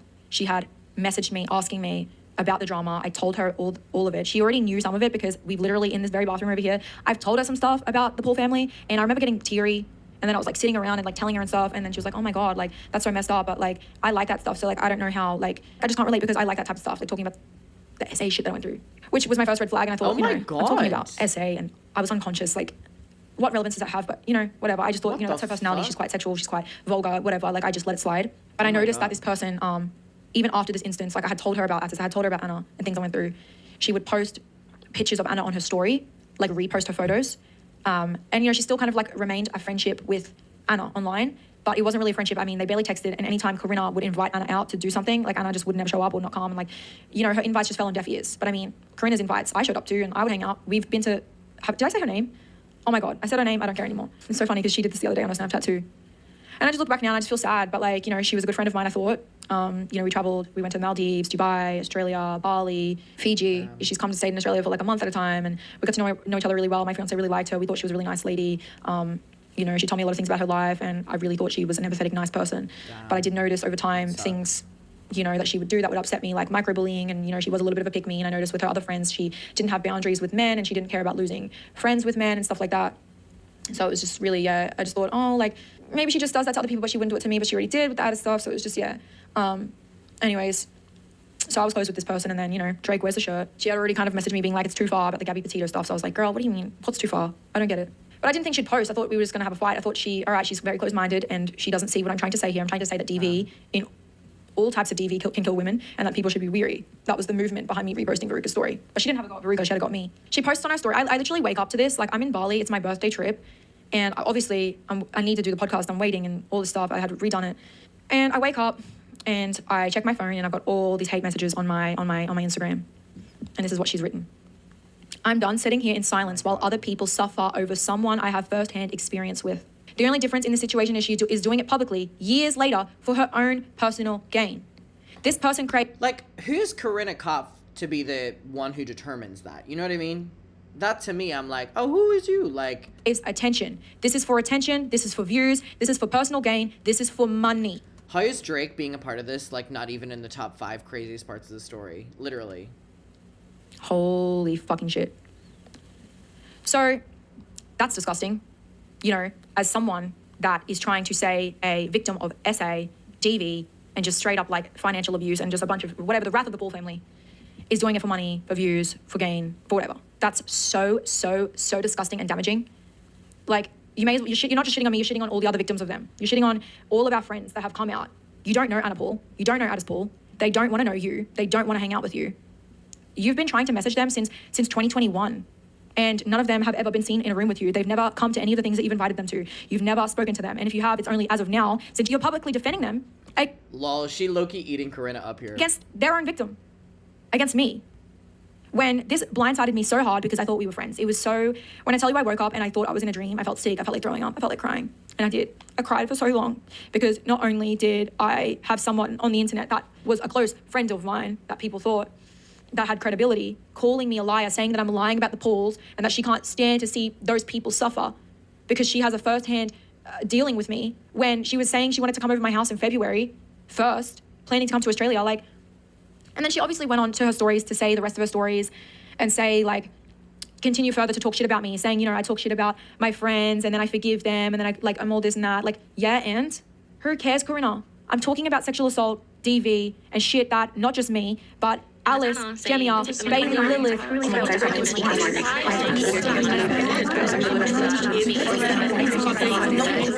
Finally coming out was one of the best things I've ever done because I can breathe, I can sit, I can relax with myself. If I die tomorrow, I'll be happy because I fucking told the truth. Again, personal vendetta against Mikaela aside, Corinna going hard, you know, shutting Mikaela down is actually just impacting the other woman as much as impacting Mikaela. Truth. I came on the internet and cleared a girl's name. So many people have dealt with them.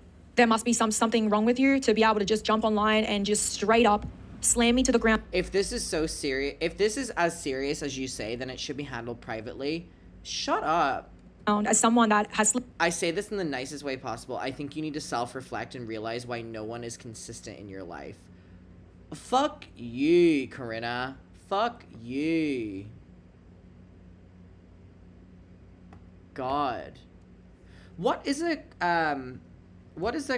cracker barrel? I'm getting a lot of comments from people. I have all day ever since I said I've been going to New Jersey and for the day trip tomorrow, going to Clinton. Woo! So exciting. Everyone's like, you need to go to a Cracker Barrel in New Jersey. What is that? Slept in my house, has slept next to me, has gotten to know me, has spent time with me. I've told you things before about them, and you know that they know to be true. You know Attis is convicted. I've sent you messages. I've told you about the animal abuse. You've continued to now just still run me into the ground. It's a restaurant. They have a big gift shop. It's Southern food. Ooh. That even on my own fucking birthday, you were talking shit about me on Snapchat, or the day after, or whatever. And then you proceeded to say on Snapchat, go touch grass, you're in your room on your birthday, fucking on your phone. Like, yeah, I am. You wanna know why I'm in my room on my fucking 25th birthday? Because I'm a real fucking victim of abuse, a real fucking victim of that fucking family, and I'm a real fucking victim of you. Because I've been nothing but brave and confident and ready, and it's taken me years to fucking say this story. It's taken me such a long fucking time. Damn. To come on camera and speak and say the shit I witnessed, to say my fucking story, give receipts, back Alice up, fix my wrongs. Because I hurt that girl, and it fucking ate me alive up every day to know that I had these receipts on my laptop. I had the proof, and I wasn't fucking showing anyone because I was weak as fucking piss. And me not speaking up caused Jemia to get fucking hurt. Maybe if I fucking blasted this fucking scumbag in this family's name already earlier, she wouldn't have had to deal with what she dealt with. And I know the type of person you are, Corinna. You're gonna be sitting there and just be thinking like, you so want to be right. You so want to be right. You don't know these people, but you're gonna sit there and somehow try and make up a bullshit lie of how this whole video is bullshit and all the receipts you've just seen is somehow fake because you're so delusional. And then you're gonna convince yourself, oh well, it doesn't matter because Mikaela's a bad person because she talks shit about her friends, and then she causes drama and she doesn't have a consistent friend in her life because you keep babbling on about that on your Snapchat story like it means something. Like, duh. Maybe it's true. Maybe I don't have stable friendships, relationships, things in my life. Because I'm a traumatized person. I have BVD. I have PTSD. I have mental problems because of the fucking abuse I've been doing. And I'm telling you that family made it worse. Until I took it upon myself to fix myself and to have you on your fucking Instagram story with your 7 million followers sending me fucking hate, making me cry on my birthday trip, making me cry on my birthday, making me cry on my bed. You don't fucking know these people. It makes me so upset and angry. Like, you want to see me die or something. I never said I'm perfect. And it's okay if you want to post now, you want to choose now that I've come out about a sexual assault story to say that you hated me all along and I'm fucked and this and that. Should have said it earlier, should have said it after. You're just conveniently posting it all while saying you don't want to see people suffer. Like, that I'm doing this all for money and publicity and views because I'm talking about Anna and Anna's pool. You're defending abusers. You have a parasocial fucking friendship with them, a parasocial fucking relationship with these people. Damn, Corinna fucking sucks. Like, and it's so sick and sad to watch, and it's so sad that we had to go down this far and had to get on Snapchat the other day and fucking start saying things I shouldn't have said. And I actually will say, even though I should never say sorry, because what you did to me is so fucking unforgivable and disgusting and horrible. To wake up and this person that you thought were friends with is defending someone that raped you and bashed you and did this to other women. And then you've sent all these hundreds of people to come and tell me I'm a liar and kick me to the ground. But anyway, I will say I'm sorry for jumping on Snapchat after you've antagonized me multiple times on your Snapchat, posting about me, poking the bear, pushing me to the limits. I'm sorry for saying what I said. I didn't lie about what I said about you, but I'm sorry for taking it that far and exposing personal, intimate things, which other friends of ours now have felt bad for you for and run to you and scurried to you to comfort you, like you're the one that needs comforting. Because, I pushed What happened there? I don't know what she posted. Mikaela too far. She's a real fucking victim. I do have BBD. I will get on Snapchat and talk my shit and say shit I shouldn't say. So you can sit there and posting all your stories and tagging my old assistant and my other friend that you don't even like to be like, look, I'm right. This is why Mikaela loses friends. I'm right. That doesn't discredit me as a victim. That doesn't discredit me as a victim of SA, abuse. Karinikov, constantly on the wrong side of things. It doesn't change anything. You started this and you've hurt me. And as I said, like, I never want to hear from you again. And I'm sure you don't want to hear from me again. And I don't care. But I had to address this in the video because I know people that support and love me saw that fucking shit. And they would be thinking, why the fuck is Mikaela's friend going on the record saying that she's lying about the pools for money in her own game? She posted that Corinna took Rob from Love Island from Tara Yummy. That sentence went over my head. I did not lie. None of this is for money. I'm not getting any money. I have been losing money because I haven't been outside. I haven't been posting content. I haven't been doing anything. All of my social medias are going down to nothing. My AdSense is down. I got a little bit of money yesterday when I was talking on Snapchat about you when you were talking about me first, so thanks. At least I'm going to make something from that. Maybe I can pay my rent this week. Yeah, I don't want to hear from you. I don't want to hear from any of the friends around you that have completely... They know everything about the pools. They know it's all true. One of them witnessed half of fucking the leftovers from them and the shit they left us with. She had to clean everything. Whatever things I've done to friends that, like, I'm fake to or I said things about and then I've forgiven, like, who gives a fuck? I really don't care. And anyone that's not standing with me right now that is in my inner circle, I don't care. Like, never talk to me again, never speak to me. If you have not checked up on me, then you're not a real friend to me. Boundaries, mama. And if you're running to comfort Corinna because I outed her on my Snap and said some things I shouldn't have said because she kept poking me and calling me and calling me a liar about shit that I've experienced when I'm actually a victim and I will fucking go crazy, then, like, never fucking speak to me again. As I said, this podcast makes me look more like a fool than any of these other people in here because not only am I a victim, but I'm also an enabler as well. And I take full responsibility for that. It's taken years. It's taken being engaged to another man that can give me another perspective that isn't abusive to realize the situation that I was going through. And as I've said many times throughout this whole ordeal, the hardest thing to come to terms with is my actions. Why do I act this way? Why do I feel that way? Why do I respond in a manner that isn't normal? Why do I think these things sometimes? Why do I sometimes treat people like this and then sometimes I treat people like this? Why do I fight with friends sometimes? Why do I this? And you know what? It's because I have mental problems. Yeah, I have BBD. I developed BBD and I think I developed it during that relationship afterwards because that's when I got diagnosed. I was that badly abused and traumatized that, and you know, probably in childhood too, that definitely played a part. That's, you know, the building blocks for the brain. With the PTSD. Yeah, she said that Rob didn't like Corinna and went back to Tara, but she could have posted something else, I'm assuming. And the shit like that. And I know people that are normal that don't have mental health problems in their lives, they're probably just looking at this and rolling their eyes. Like, mental health is real. Mental health is a real disability. And I lived with a family that would tell me that, like, until obviously towards the end when they were trying to convince me I had the fucking BBD, would tell me that, like, oh, depression isn't real. Like, depression isn't real. But Atis is trying to kill himself every week. It just didn't make sense, you know? Mental health is a real thing that affects real people and it has long-lasting fucking effects. So, yeah, I have BPD. I'm not saying that's an excuse for my actions, but I've been working so hard to heal and fix and understand my actions so I don't do them because I know I'm not perfect.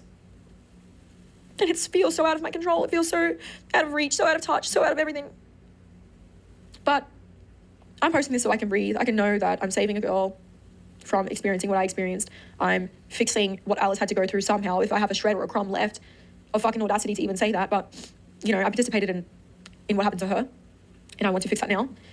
Post the receipts I have, clear it up, and also post Jemia's story and statement. I don't care what anyone has to comment or say. I'm not going to be reading them. I'm not going to be listening. I know that the Pauls have a lot of parasocial fans that are just absolutely ruthless. You could have receipts in front of their face and they will not listen. I don't know how this podcast will do. I haven't tried to make sure I'm speaking properly or anything like that. I don't really care. All I want to do is get the facts, the information, and the receipts out as much as I possibly can. And that's it. My episodes after this episode, I will not be speaking about anything to do with the Pauls just because I don't want to, and this is me putting it to bed, laying it to rest and burying it in the ground. So I would just, you know, if the people that have respect for me and stand me, I just want you to know that I would really appreciate it and respect it if you did not, you know, ask me any more questions regarding the Pauls. I hope I covered everything in this video, and I want everybody to have a good 20th. Damn. And again, she has now said that she's going to be coming out with like a final episode 4 because Anna and Addis both responded. So that is going to be going up this week, I think. So we'll definitely get to that as well. Okay, there we go. There we have it. And again, I said I was going to remind you at the end of this. So as we're approaching the end of this stream, like I said at the start, I have friends and family tickets, comped tickets that the venue give me per show for the shows that I'm doing next week: Nashville, Philly, Washington, Boston, and Boston. Tonight I have to submit my comped tickets to the venues. So if you are in any of those 3 cities and want to possibly come to the shows that we're doing next week for the first 4, Nashville, Philly, Washington, Boston, all you need to do, by the way, this isn't guaranteed because I only have a couple that I can give out per show, and I'll just try to randomly. All you need to do is go to my Finsta, McIntyre's Dump. It's now public, so you can DM me and tell me what show, and how many tickets you would need, because I'm going to work on that list right after this video, or this stream, so I need to sort it by the time I go to bed. So again, this is your last chance, McIntyre's Dump. Go over there, message if you want the possibility. And yeah, in terms of this, oh wait, sorry, I don't want to miss, oh wait, I already read that. Yeah, I'm sending so much love to Mikaela, and I know that we like interacted briefly on social media as well, so she's aware of what we're talking about. I mean, she did an Instagram story, and you can see she was watching one of our streams. Yeah, what she's doing is really important. There's no too late to talk about something like this, and if anything, it just protects the next person coming forward. And in terms of people like Corinna that like to try to intersect in a story from personal grudge, you're impacting more than just that person that you don't like. And Anna Paul literally having this like weird obsession with copying the person that her brother's dating in that moment, very weird, and I have a lot of thoughts about it. So there we have it. There we have it. All right, muckers, I am going to love and leave ya. This was super fun. This has also been our longest stream for a while. We hit 3 hours 7 minutes ago. So if you've been here from the start, I appreciate it. If you just joined, I appreciate it. I will let you know how my day goes tomorrow. And I will try to go to a Cracker Barrel so that I can share that experience with you. All right, I'll see you all. Happy 420. I hope you all sleep well. Thank you to my incredible mods. And I appreciate your time. Thank you for being here. Mods, I appreciate you. Chat, thank you. I'm going to head off. Again, I'm going to be going on tour on Tuesday, but I'm going to try keep streams up and all that fun. So I will love and leave y'all.